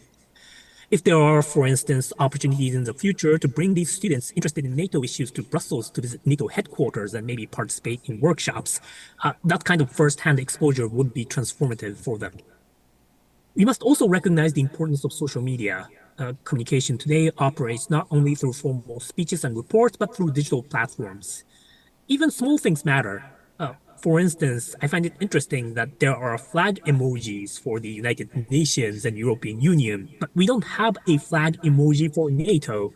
And this seems minor, but in the digital world, visibility shapes familiarity. So perhaps we can push for registering the NATO flag emoji as one of our initiatives. So to conclude, NATO IP4 cooperation is about shared vulnerabilities, shared values, and shared strategic interests in an increasingly interconnected world. As the international order evolves, the partnership between Japan and NATO will not replace existing alliances, but it will complement them. If we approach it with clarity, practicality, and sustained public engagement, it can become a durable pillar of the Euro-Atlantic and the Indo-Pacific collaboration. Thank you very much. Excellent. Like a Shinkansen, you arrived exactly at the right second. Thank you. So now we're going to move on to our third speaker, Dr. Alex Bristow from the Australia Strategic Policy Institute. Dr. Bristow, the floor is yours. Thank you. It might be good just to sort of follow on from the two speakers we've just had to sort of situate where I think Australia sits relative to some of the other IP4 countries and how enthusiastic Australia seems to be about engagement with NATO. I think it's probably fair to say that Japan seems to come across as the most enthusiastic in the engagements that I've had. And, ASPI was part of a consortia that was received some support from NATO's Science for Peace and Security instrument to do some work previously on a similar topic. Even then, that was a few years ago. I think Japan was clearly in a category of its own. I think from Australia's perspective, there's a very low level of institutional awareness of what NATO is and does. Obviously, some people who directly engage with this in government will have a clearer view, but the public knowledge is poor. It's poor on European institutions generally, so the capacity to distinguish between what the EU does, and the EU obviously does have a security and defence role, as opposed to what NATO does, is quite bad. I think there's been some efforts from Australia to improve its capacity. I think the appointment of Angus Campbell, the former chief of the Australian Defence Force, as the ambassador in Brussels, that includes, I believe, the ambassador to NATO position, is excellent and shows a clear willingness of Australia to prioritise the defence relationship. But Australia still has a really small defence attaché network and capacity in Europe to really engage on some of these issues. I think just to sort of show that level of inconsistency sometimes, it's a bit of a shame that Australia hasn't managed to maintain summit level attendance at the NATO summits. And I think in terms of public communication to the Australian public, it's quite important that the Prime Minister does turn up. He did in 2022 and 2023, I think, and he dropped it down to his deputy, Richard Marles, who thankfully is also the Defence Minister, which helps. But I think in one of those years, he was the only one that didn't turn up at head of government level. So that was a bit of a shame. In terms of why I think it is important for Australia to engage with NATO. First of all, Australia is already engaging significantly with NATO allies, not just the United States, which is its primary security partner, but it's also, of course, got the AUKUS arrangement with the UK. I think there is going to be some commentary in the public domain around things like the deployment of scarce assets that are involved in the defence of NATO, like attack submarines, one of which is presently in Perth in Australia, while there's media commentary that's drawing down from European security. So there is already a public narrative that needs to be managed, that one is coming at the expense of the other. The other partner, of course, Australia has a huge interest in, which is a member of NATO, is France. France is a military player in this region, and particularly in the Pacific, where there are French territories. So Australia already has key relationships with NATO allies. So I think it does make sense that it also has a concept of how to work with NATO. I think the key conversation that needs to be had is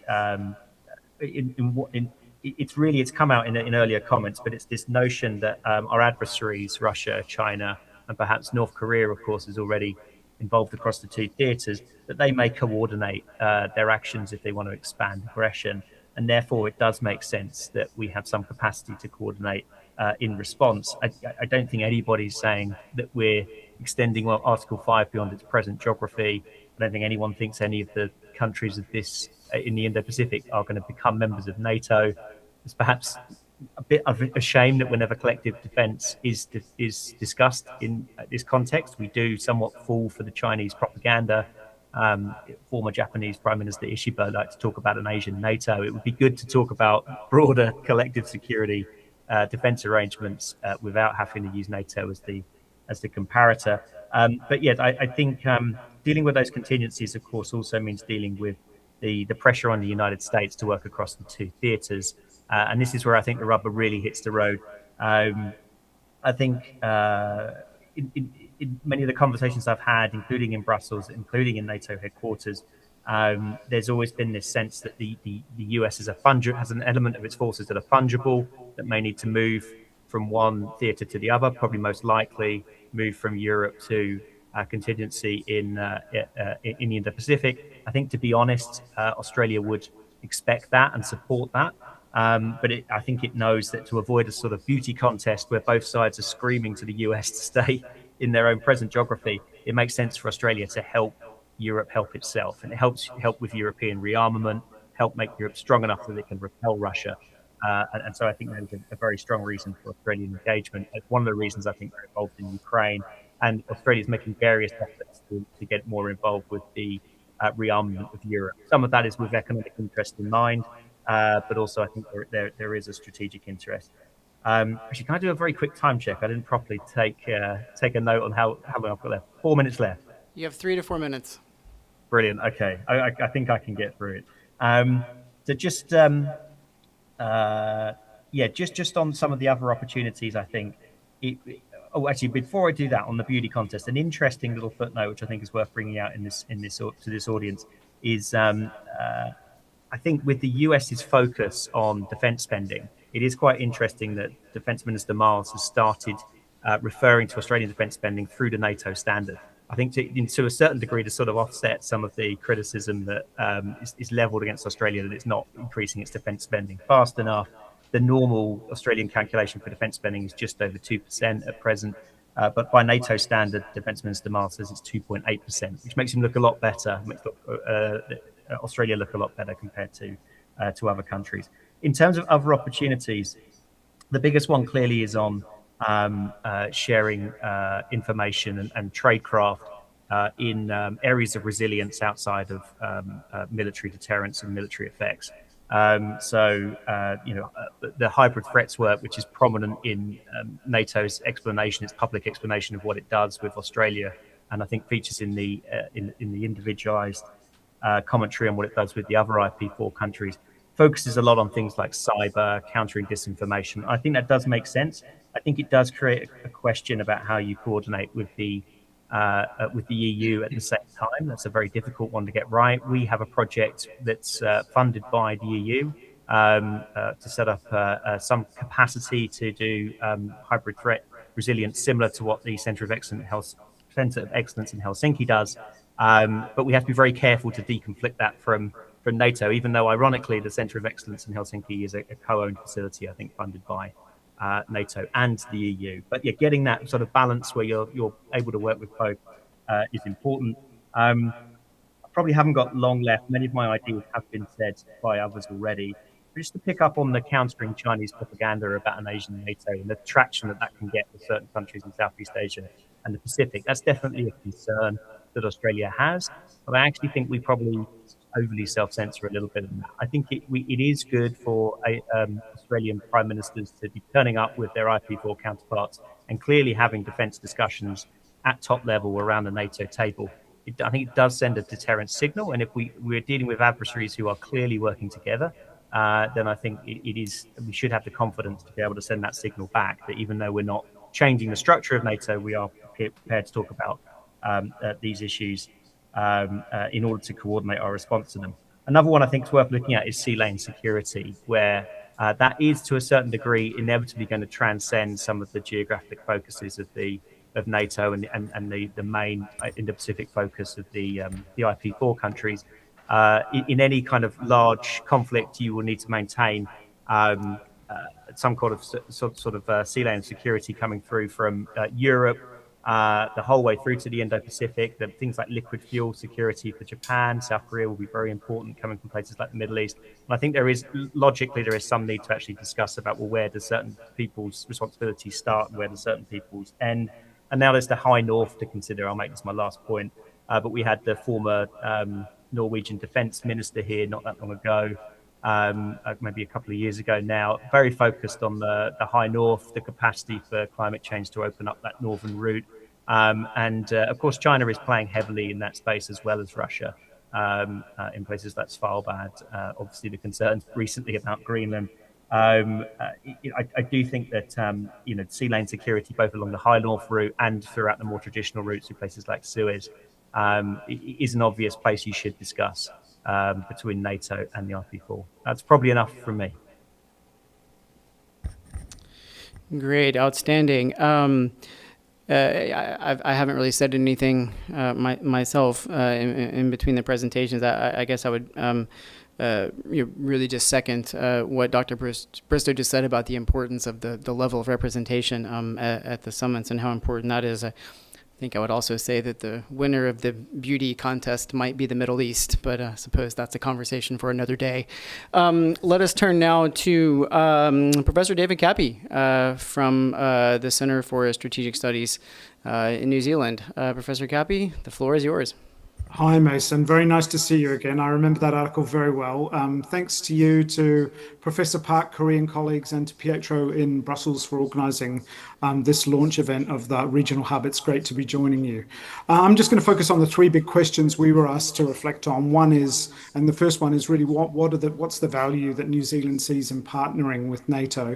And I think one of the things that's worth underscoring is that while there's been a significant uptick in engagement in the last few years, and particularly since the invasion of Ukraine, that it's a long-standing partnership that really goes back into the 1990s. So there is an increase in engagement in what's perceived as a much more challenging security environment, but it's not new. NATO's been an important partner for New Zealand for decades. And I think you can boil it down into three sort of separate areas. Firstly, in military terms, the NATO relationship offers access to doctrine, to training, exercises, standards that are all vital for the New Zealand Defence Force for interoperability with partners.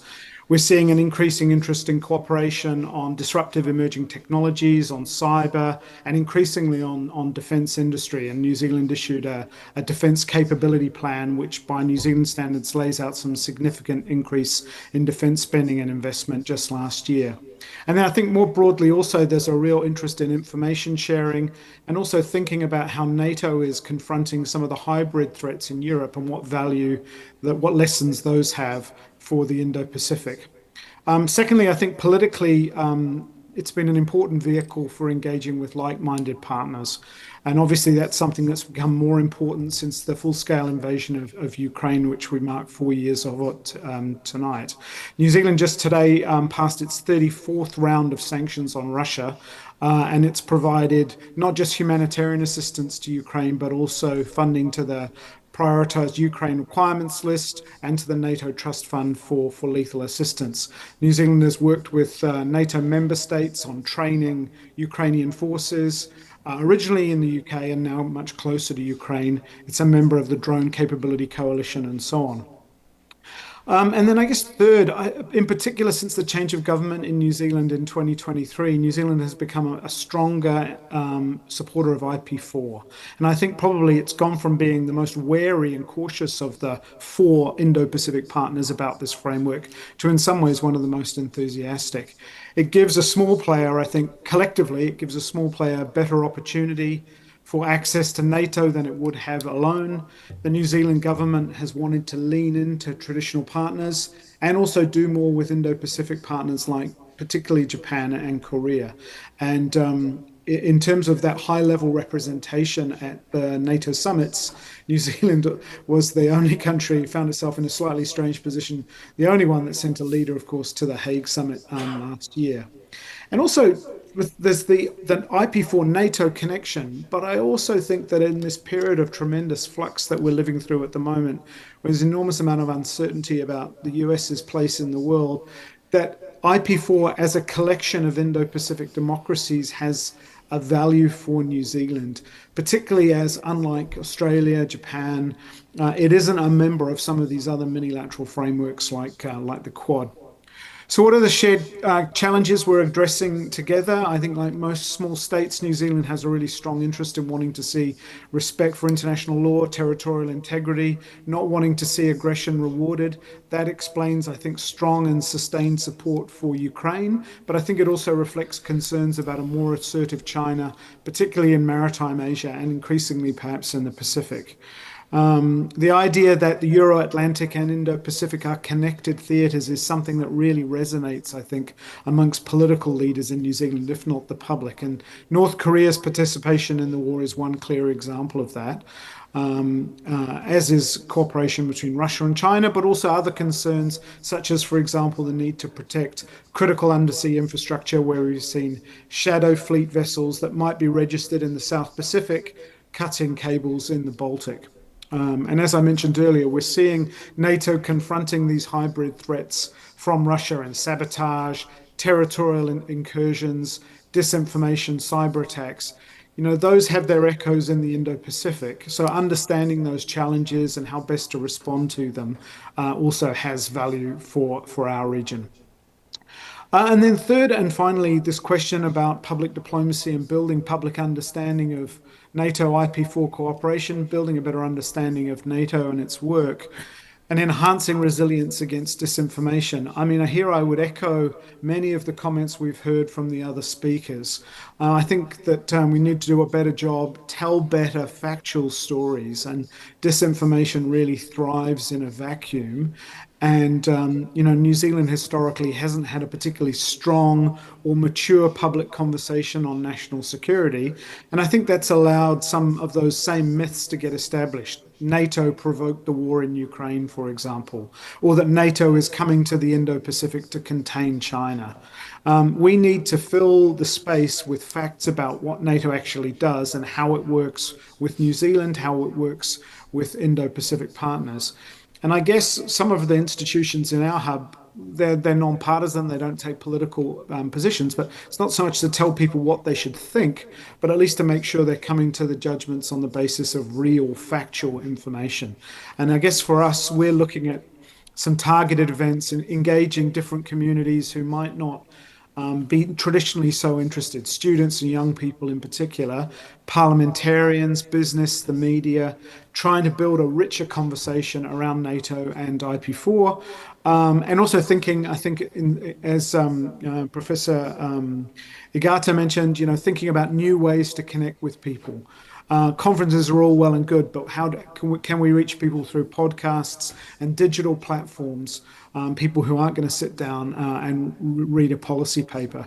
And I think one of the things that we'll try and do is take a springboard off some of the events that naturally do drive some curiosity about NATO, even if sometimes the conversation's not a particularly sophisticated one. And here I'm thinking about the summit in Ankara coming up, and that could be a useful hook for building a richer conversation.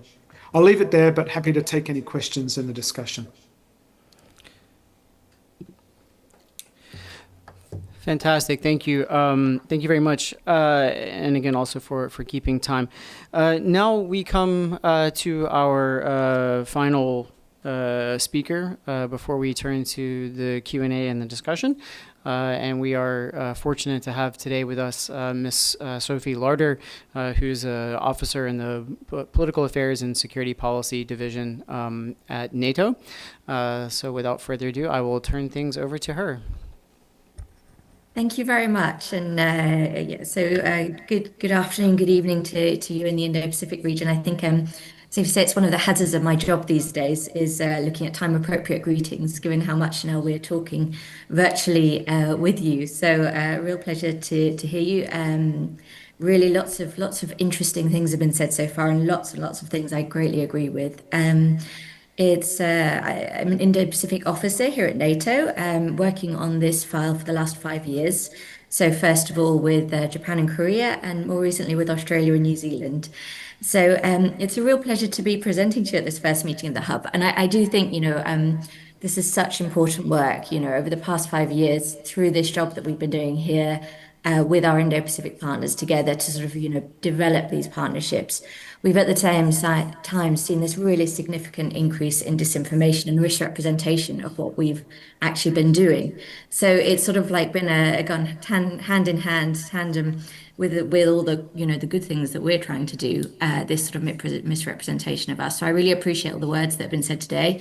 It was great to hear Ambassador Ruger, who's really the lead on our Indo-Pacific partnerships, kicking off the event this morning.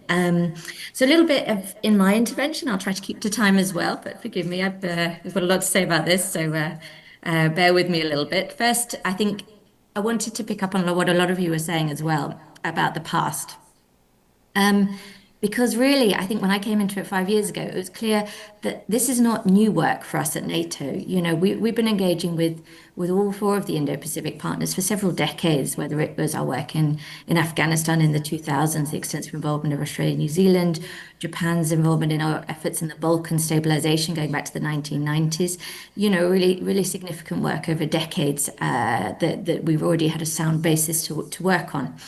And of course, even the Indo-Pacific partners as a group. In fact, our first meetings with you, as I think Ambassador Ruger mentioned, actually went back to 2016, 2017, when we were looking at North Korea's destabilizing actions at that time. So this work, in a sense, very much even predated any first mention of China in NATO's documents, which only came at the 2019, of course, the London summit, showing that actually our work with the Indo-Pacific partners has gone a long further back. It has a great history, a great basis, and lots to develop from. But a few common assumptions that we base on, I think, today. First, that many of the challenges we face are transnational, global in nature. And second, as we've seen, from these first meetings of the IP4 back in 2016, many of the security dynamics in your region impact us here in Europe, and likewise vice versa. And that's why I say we've been working together for so many years.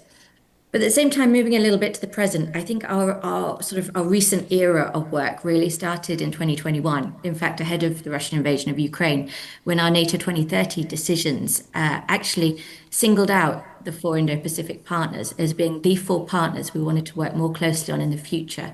The NATO 2030 decisions being the key thing in protecting and defending the rules-based international order.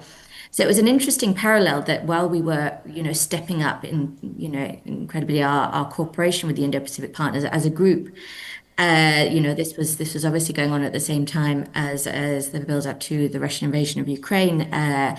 In fact, we in 2022 in April, we agreed on our first ever document together, what was called the Agenda for Tackling Shared Security Challenges, which listed out 10 priority areas we wanted to work together on.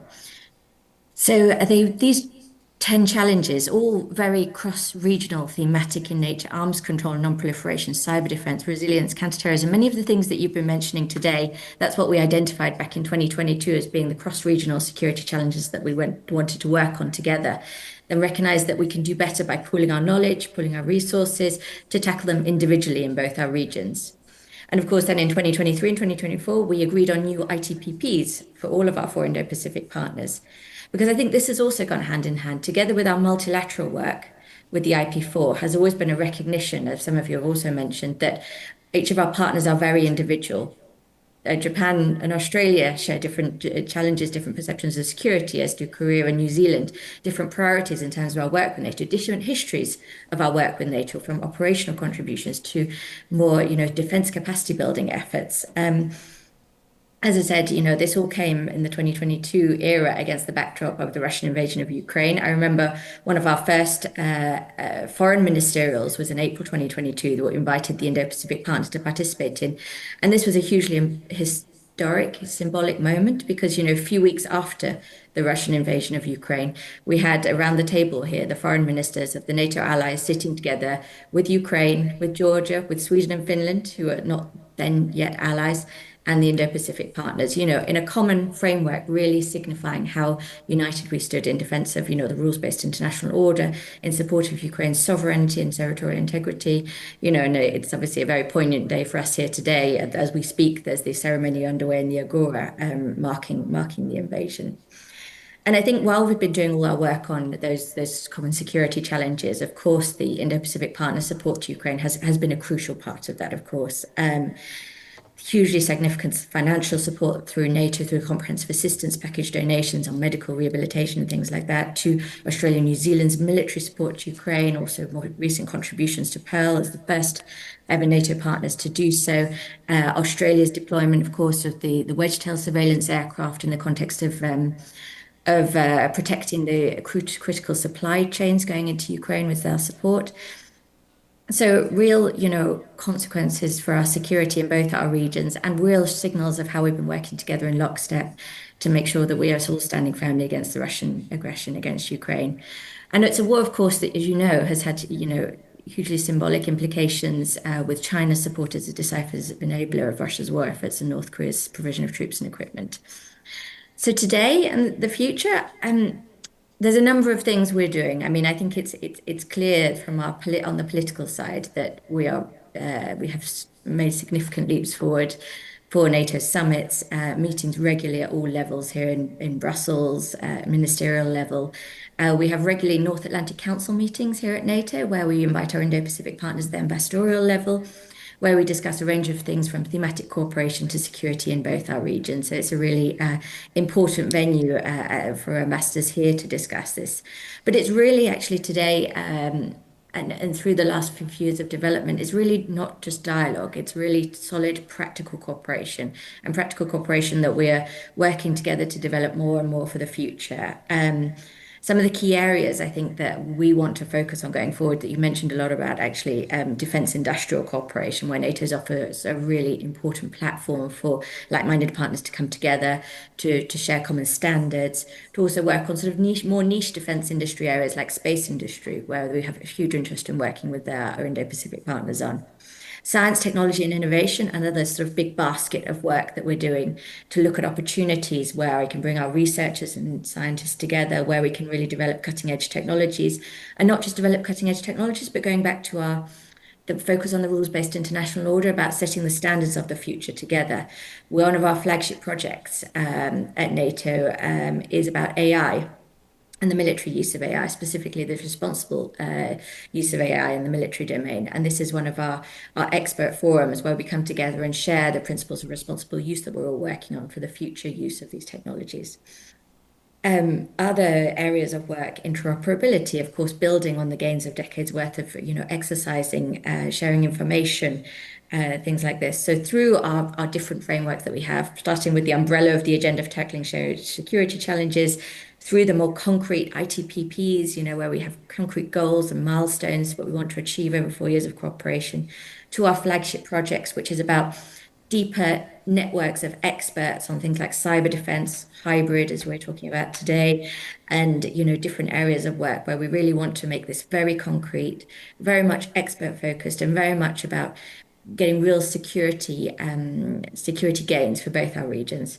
Because essentially it's never been about NATO coming to your region as a security provider, as you know. It's always been about working individually in both our regions on these cross-regional challenges, where we recognize, and I think it was a line we used in one of our documents, where we said, it's about each of us developing our individual resilience in both our regions by sharing that expertise, sharing the knowledge, the best practices, developing the same standards, and increasingly working together to produce the technologies of the future, whereby we can do better at security in both our regions.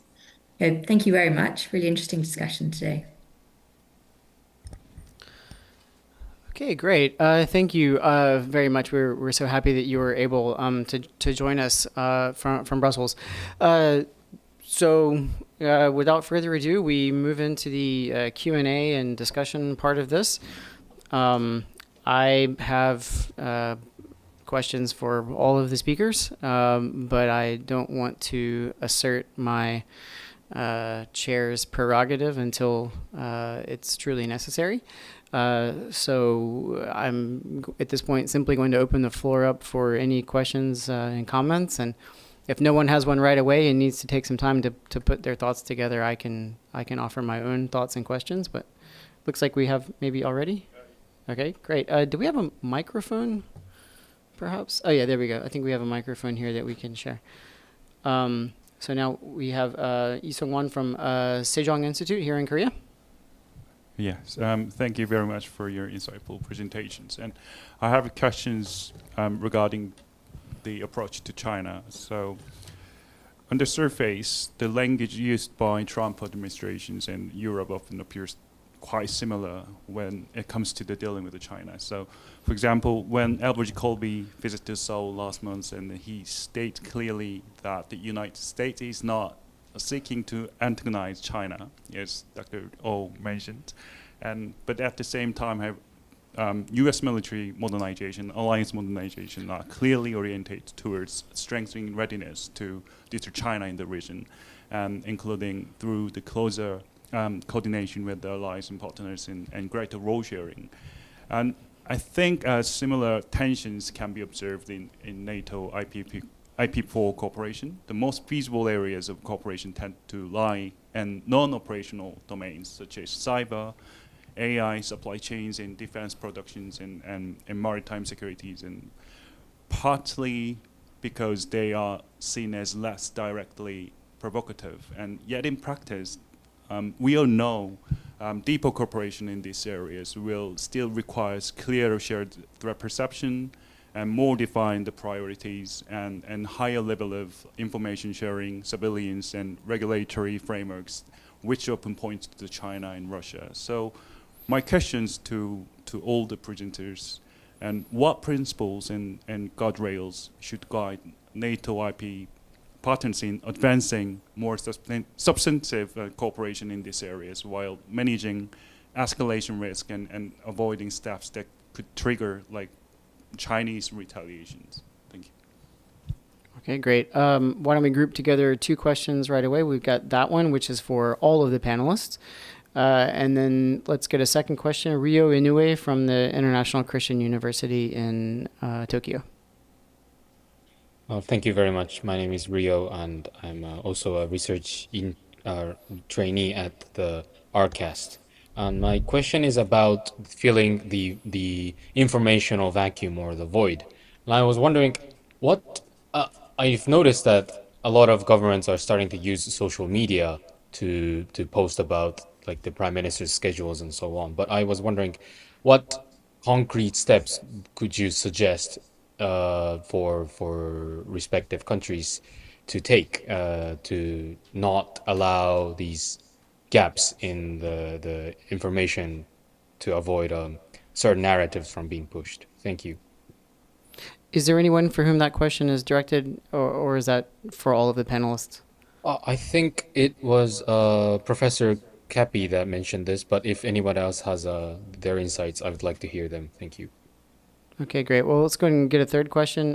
Tom Yoshizaki in Tokyo. Thank you very much. Since our network is rather academic, let me ask rather academic question to all the panelists. That is, whether or not our security cooperation or partnership will bring a security dilemma in our region. The reason why I'm asking is that, okay, North Korea and Russia agreed on a comprehensive strategic partnership, and this is treaty-based and ratified.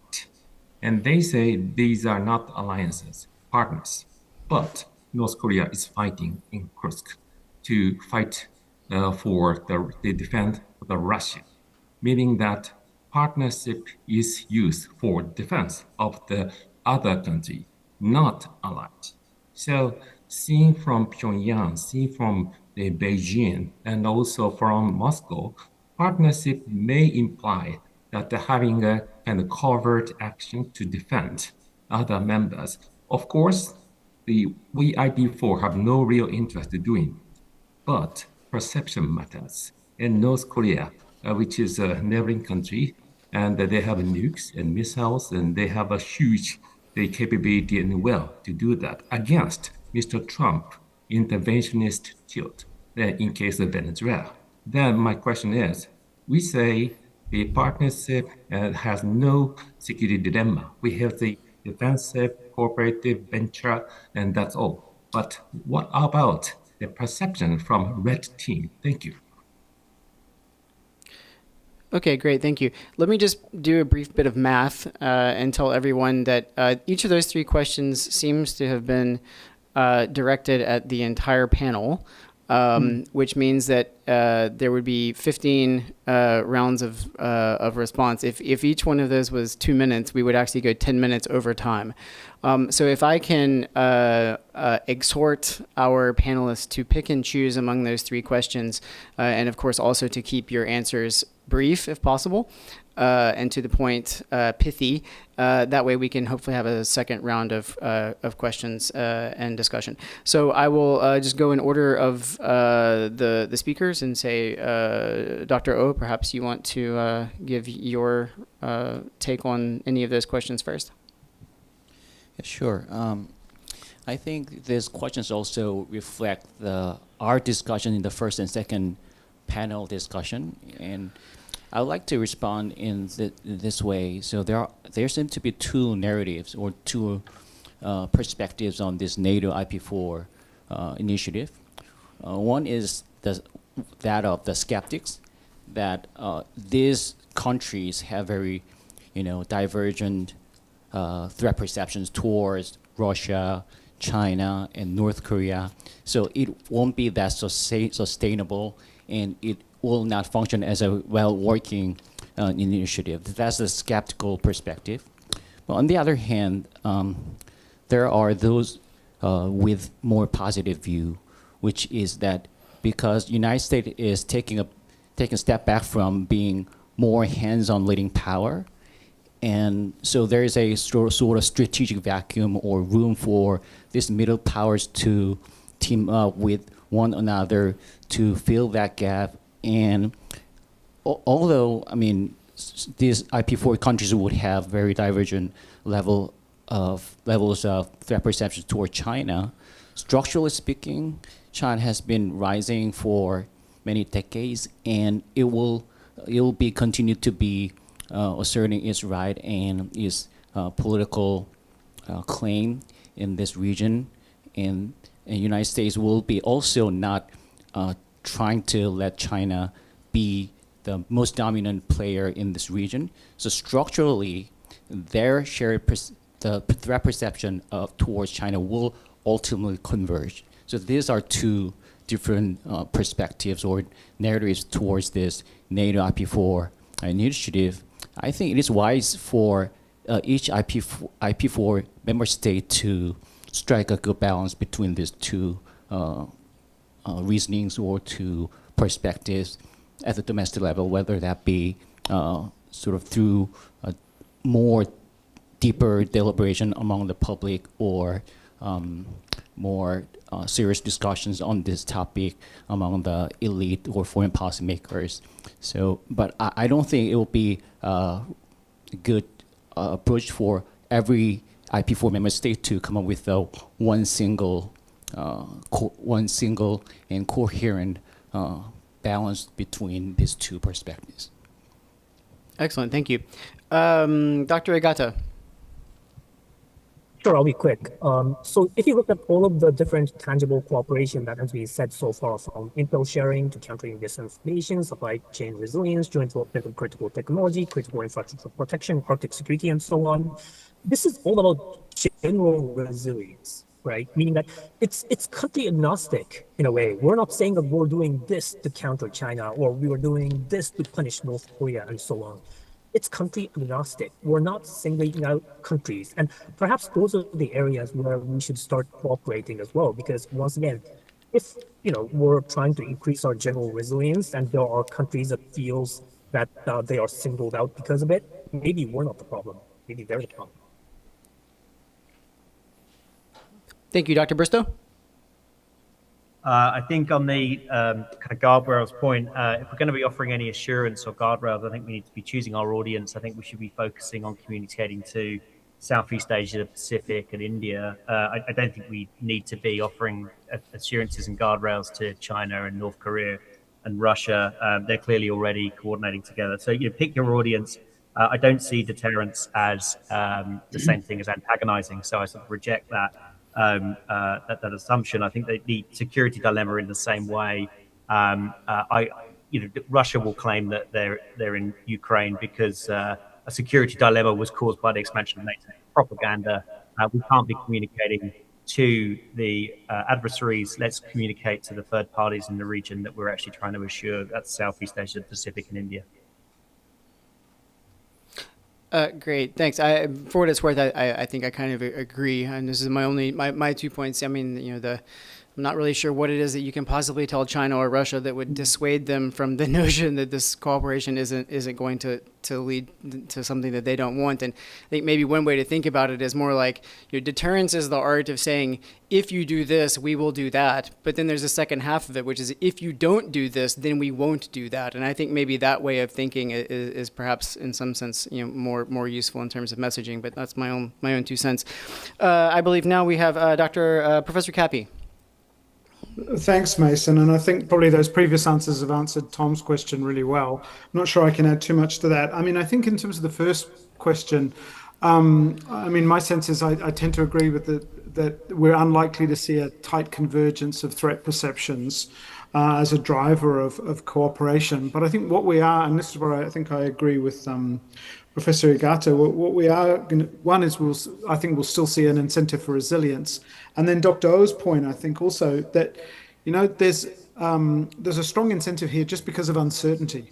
And in particular for the four IP4 countries themselves, at a time in which so much of the bedrock of the Indo-Pacific seems to be, if not fundamentally changing, at least there's just a lot of uncertainty about the US role and so on, that's going to provide an incentive for closer interactions and discussions. I think the key thing, though, is to maintain that sort of flexible geometry so that the projects are tailored to focus on the interests of the individual members. And I think that's the way it's most likely to progress and to avoid anything that might sort of rush towards an over-institutionalization or something along those lines. Just quickly on the question about social media, it's a tragic day when somebody asks me for social media advice.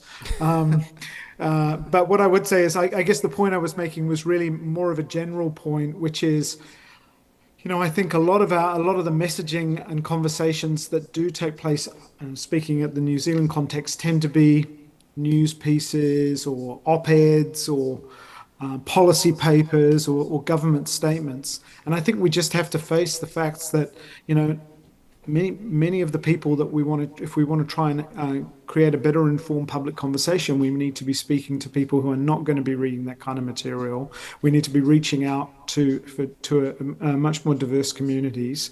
And that involves a whole range of different platforms, digital platforms and others. And I think before some of those baked in impressions are already set. Thank you. Ms. Larder, you are going to get to close out our first round of questions. Sure. Maybe picking a little bit on the opportunity to talk about NATO and China here, because I think it's sort of one of those topics that's very closely related, obviously, with our work with the Indo-Pacific partners. So NATO, we don't consider China to be our adversary. NATO considers China to be a challenge in many different areas, and I think this is an important one to highlight. And it's also, I think, important to highlight that here at NATO, we do have a dialogue with China. We have a dialogue with China here in Brussels and in Beijing, and it's something that we feel is really important to keep good channels of communication open to explain, what we're doing here, to explain what we do with our partners, but also to certainly push back against Chinese positions on various things as well. And I think one of the critical parts of that dialogue has been expressing our deep concern about how China has been a decisive enabler of Russia's war against Ukraine. I think this is really a critical point to underscore, because it emphasizes how much our regions are connected. It's China having a significant impact on a conflict situation here in Europe that is in, Europe's fundamental interests, that China is sort of working against by its, enablement of Russia. And it essentially also increases the threat Russia poses to NATO in the long term. So I think these are sort of critical points that we need to maintain a dialogue with China on, and need to also message clearly on as NATO, which I think we've been doing at the high level for some time now. And at the same time, China as a challenge is also, in many of those sort of cross-regional challenges, the hybrid, the cyber, the coercive economic activities, etc. So, it's really important that we used to have both sides of that at NATO, the dialogue and not being an adversary, but also the challenges it poses to our security, including here in Europe. And of course, that's not about dilemmas. It's not about us taking a role again in Indo-Pacific security. Like our work with the Indo-Pacific partners, it is about developing resilience, as many of you have talked about. It's developing our own resilience through sharing information including about, what those different actors are doing in our respective regions, and thereby, raising our own ability to deal with that. But it's also about, I guess, making sure, as you said, that we focus on a deterrence and defense. NATO's been really heavily since the Russian invasion of Ukraine, but also prior to that, as Ambassador Ruger talked earlier on, increasing on deterrence and defense here in Europe, and having a strong message of that, I think, is the best answer that we can give in terms of our security here as an alliance. And a little bit, I suppose, then to the question, sorry, I'm going on a bit long. I'm going to ruin this round of intervention. So I'm going to stop for 2 minutes. Just wanted to get to the point about the talking in broader terms to broader audiences. I think this is why this hub is going to be such important work. And I do welcome, that it's reaching out, beyond let's say our regular interlocutors. I think it's really going to be important work for the future. It's something we're trying to do here in the Indo-Pacific section, is working more with countries who are not partners of NATO in Southeast Asia, but definitely having more dialogues here and there in the region as well, to really get across our message in those places where it's not usually heard from NATO directly. So that's one thing we're trying. Thank you. Hello, Professor. Hello, Dr. Lee. Okay, great. Thank you. Hello, everyone. Sorry, thank you, everyone, for that first set of answers to our questions. Do we have a second set of questions that we would like to very briefly get to? We have roughly 10 minutes left. So we have Lee Kyung-suk with a question. If someone can pass the mic to him, please. Great. So please keep the questions brief. Yeah, so this is a really brief question. My question is about how do we maximize our cooperation level. So we all understand we have a common ground about the cooperation between NATO and IP4 countries, and we specifically agree about these the specific domains: cyber, defense, hybrid, disinformations. The question is how can we maximize the labor of divisions. So each country has their own advantage, but to some degree there's some overlapping kind of domains. And the best way to maximize the cooperation level is to facilitate each country's advantage and try to really balance and tackle this kind of the labor of division kind of question. So the question is actually to all the presenters, like how can we maximize the cooperation level for the allocating our the resources and maximize the strengths. Thanks. Excellent, thank you. If I can sort of just add a sort of brief sidecar to that, and this is really for Ms. Larder, I suppose, in specific. When we look at the bandwidth challenges that the IP4 states have, perhaps the political will issues, some of the differences in threat perceptions, sitting there in your office in Brussels or in your office in NATO headquarters. On a scale of 1 to 10, where would you put the level of satisfaction from NATO's perspective on the IP4 experience? By the way, that would be a good band name. With 1 being, really, execrable and leaving everything to be desired, and 10 being beyond the wildest expectations. Like, where are we in terms of that? If you want to look at it this way, the margin to get up to that maximized cooperation that Professor Lee just brought up. So anyway, so that first question from Dr. Lee was asked to everyone. Sorry, we actually have something else here. We'll take this one real briefly, and then after that we'll...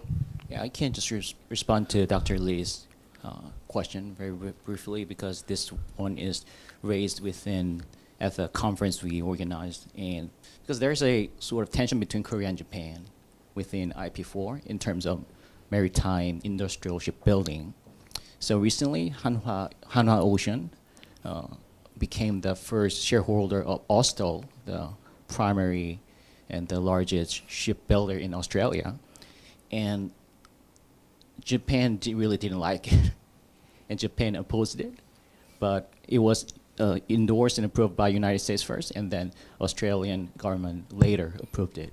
So for a better cooperation, I think there needs to be a more higher level of South Korea's contribution to that, but that which is in tension with the historical sort of central position of Japan within this hub and spoke alliance system. So that's one thing that needs to be better coordinated between South Korea and Japan. Fair enough. All right, I'll turn Dr. Lee's question as well as my kind of sidecar to that over to the panelists, and if you could each be very brief, because we only have 5 minutes left. Starting again, obviously. So you, sorry, I forgot you were on speakers. So now we'll turn then to Dr. Egata for his response. Thanks so much. I'll be quick again.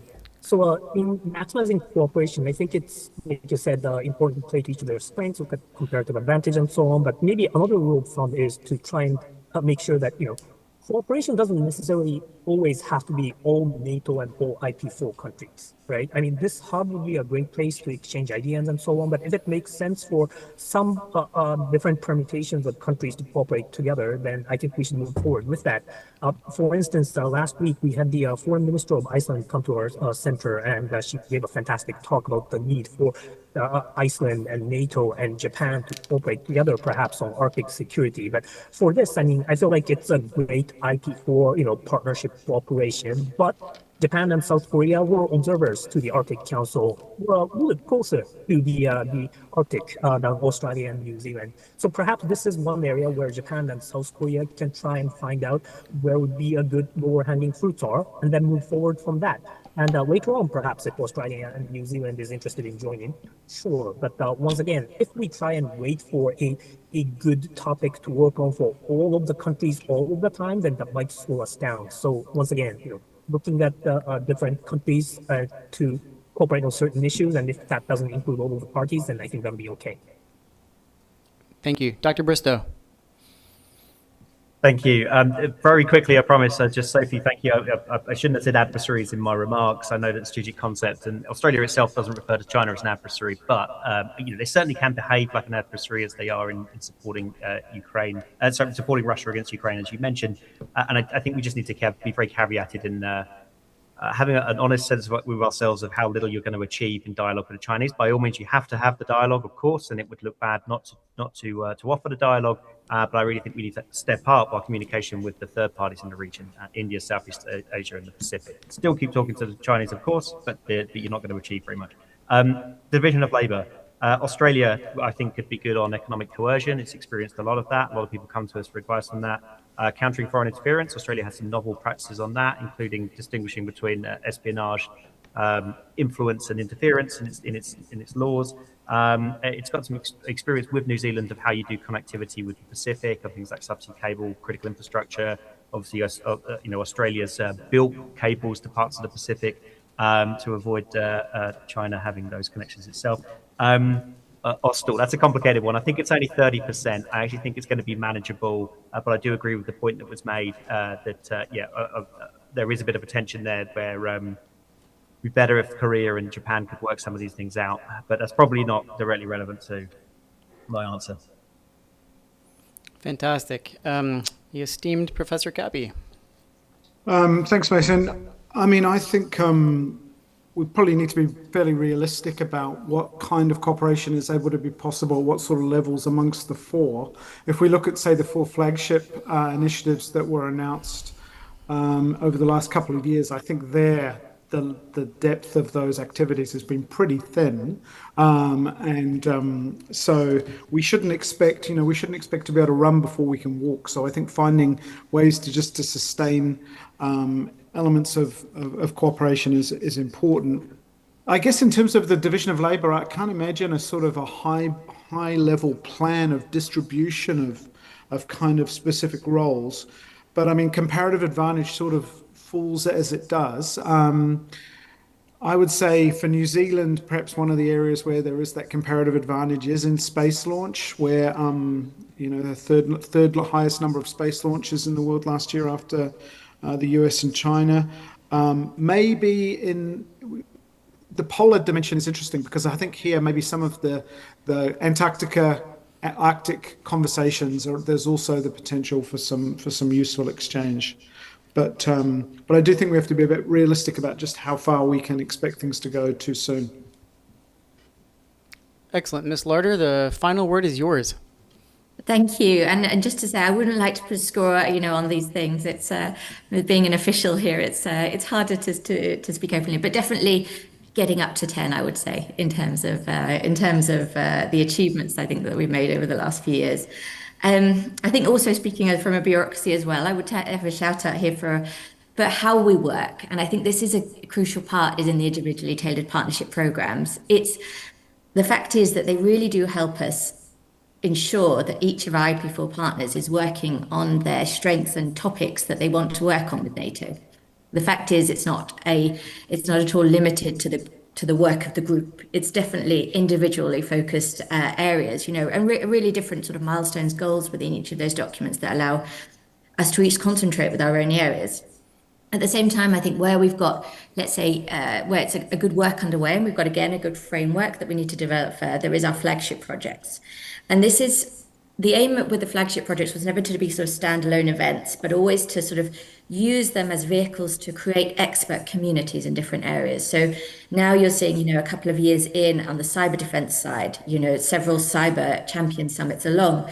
Now there's an upcoming one in Czechia in a couple of weeks' time, you know, where increasingly our NATO allies and our Indo-Pacific partners, cyber communities are getting together and actually taking the next steps on cooperation.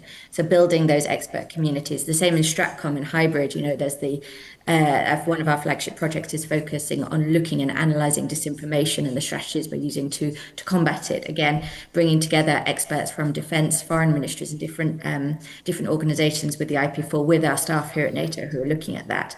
Same with the AI flagship project. Again, kind of I want to say new topic. It's not new, but it's looking at how we're implementing it in the military domain from a responsible use perspective is pretty cutting edge, and how we're, you know, joining up communities of experts in each of our countries together is I think is laying good groundwork for the future. And finally, I think, again, you know, what we talked about at the beginning and what kind of is one of our priority areas, defence industry. It really shows how we've been able to individualize those partnerships. You know, each one of the IP4 has very different industrial strengths, let's say industrial priorities, industrial, you know, focuses on their work with Europe. And I think how we can take that forward using NATO as a platform, because of course we're not a procurer, let's say, of defence equipment. We're not the ones who are buying it. We're offering the platform for allies and partners to come together and look at how they can, you know, look at supply chain security, look at co-production potential opportunities, look at multinational vehicles. And that's in each individual IP4 partner's remit to go and look at those platforms and really take a choice of what and where fits best with them, whether it's, as you say, New Zealand on the space industrial side with our space commercial strategy and things like that. So really focusing on instruments that allow for those individual strength is a key part of our work that we're going to focus on. Fantastic. By the way, I totally lied and gave some serious disinformation. I do have a final question. So unfortunately, Ms. Lauder may not get the last word. And I want to ask each of the four of our speakers to give a probability that their head of government will come to the Ankara summit out of 100. 0%, no chance, 100% definitely will come. And if Ms. Lauder has any information that she wants to divulge about perhaps what she might have heard about who's coming, she's welcome to do so, but I certainly would be putting her on the spot. Dr. O, what do you think? When is it? It's in July in Ankara, I believe. 70% yes. Okay. Wow. Are a little more optimistic than I would have thought. Dr. Egata. If all NATO partners invite Takaichi, I'm sure she'll go. So now we have a collective action problem. Good. Okay. Dr. Bristow? 30%, but if Trump's going, 60%. Okay, great. All right. And added variable. We had omitted variable bias. Okay, great. Dr. Cappy? Well, as I said, I think this government has been more enthusiastic about IP4 than the previous government. And New Zealand was the only one who showed up by themselves in The Hague. So I would imagine that, I mean, these are always a question about who else is going. But if the other IP4 leaders were going, there's no way New Zealand wouldn't want to be there. Ms. Larder, have you heard anything? Look, you know, we've had a great engagement over the last 4 years. We're certainly looking forward to continuing engagement at all levels with the IP4 is all I can say, but really appreciate all the comments today and looking forward to having many more opportunities in the future to do that. What a fantastically diplomatic answer. I believe it was German. I believe it was German Chancellor Helmut Schmidt a long time ago. He famously said, "Never answer the question they ask you. Always answer the question you wish they asked you." So with that, I think that we are done with this session. I'm extremely grateful to all of the five speakers. I think you did a fantastic job, and I thank you also for keeping time. I was enlightened quite a bit. So I'll gavel down my portion of this and now have the organizers here take us home. I'm grateful for the invitation. I'm grateful for the participation of NATO. Thank you to Professor Pak and all of the rest of the people who've put this together. Thank you. All right. Ladies and gentlemen, this concludes the regional kickoff of the Indo-Pacific Euro-Atlantic Hub for Shared Security Challenges. On behalf of Yonsei University and our partner institutions, I would like to extend our sincere appreciation to all of our speakers, moderators, and participants joining us across regions and time zones. Your expertise, insights, and engagement have made today's program both substantive and forward-looking. We hope that today marks not a simple single event, but a beginning of a continued dialogue and practical cooperation under the Hub framework. So thank you once again for your participation, and we wish you a good evening or good afternoon, and look forward to staying close in contact in the months ahead.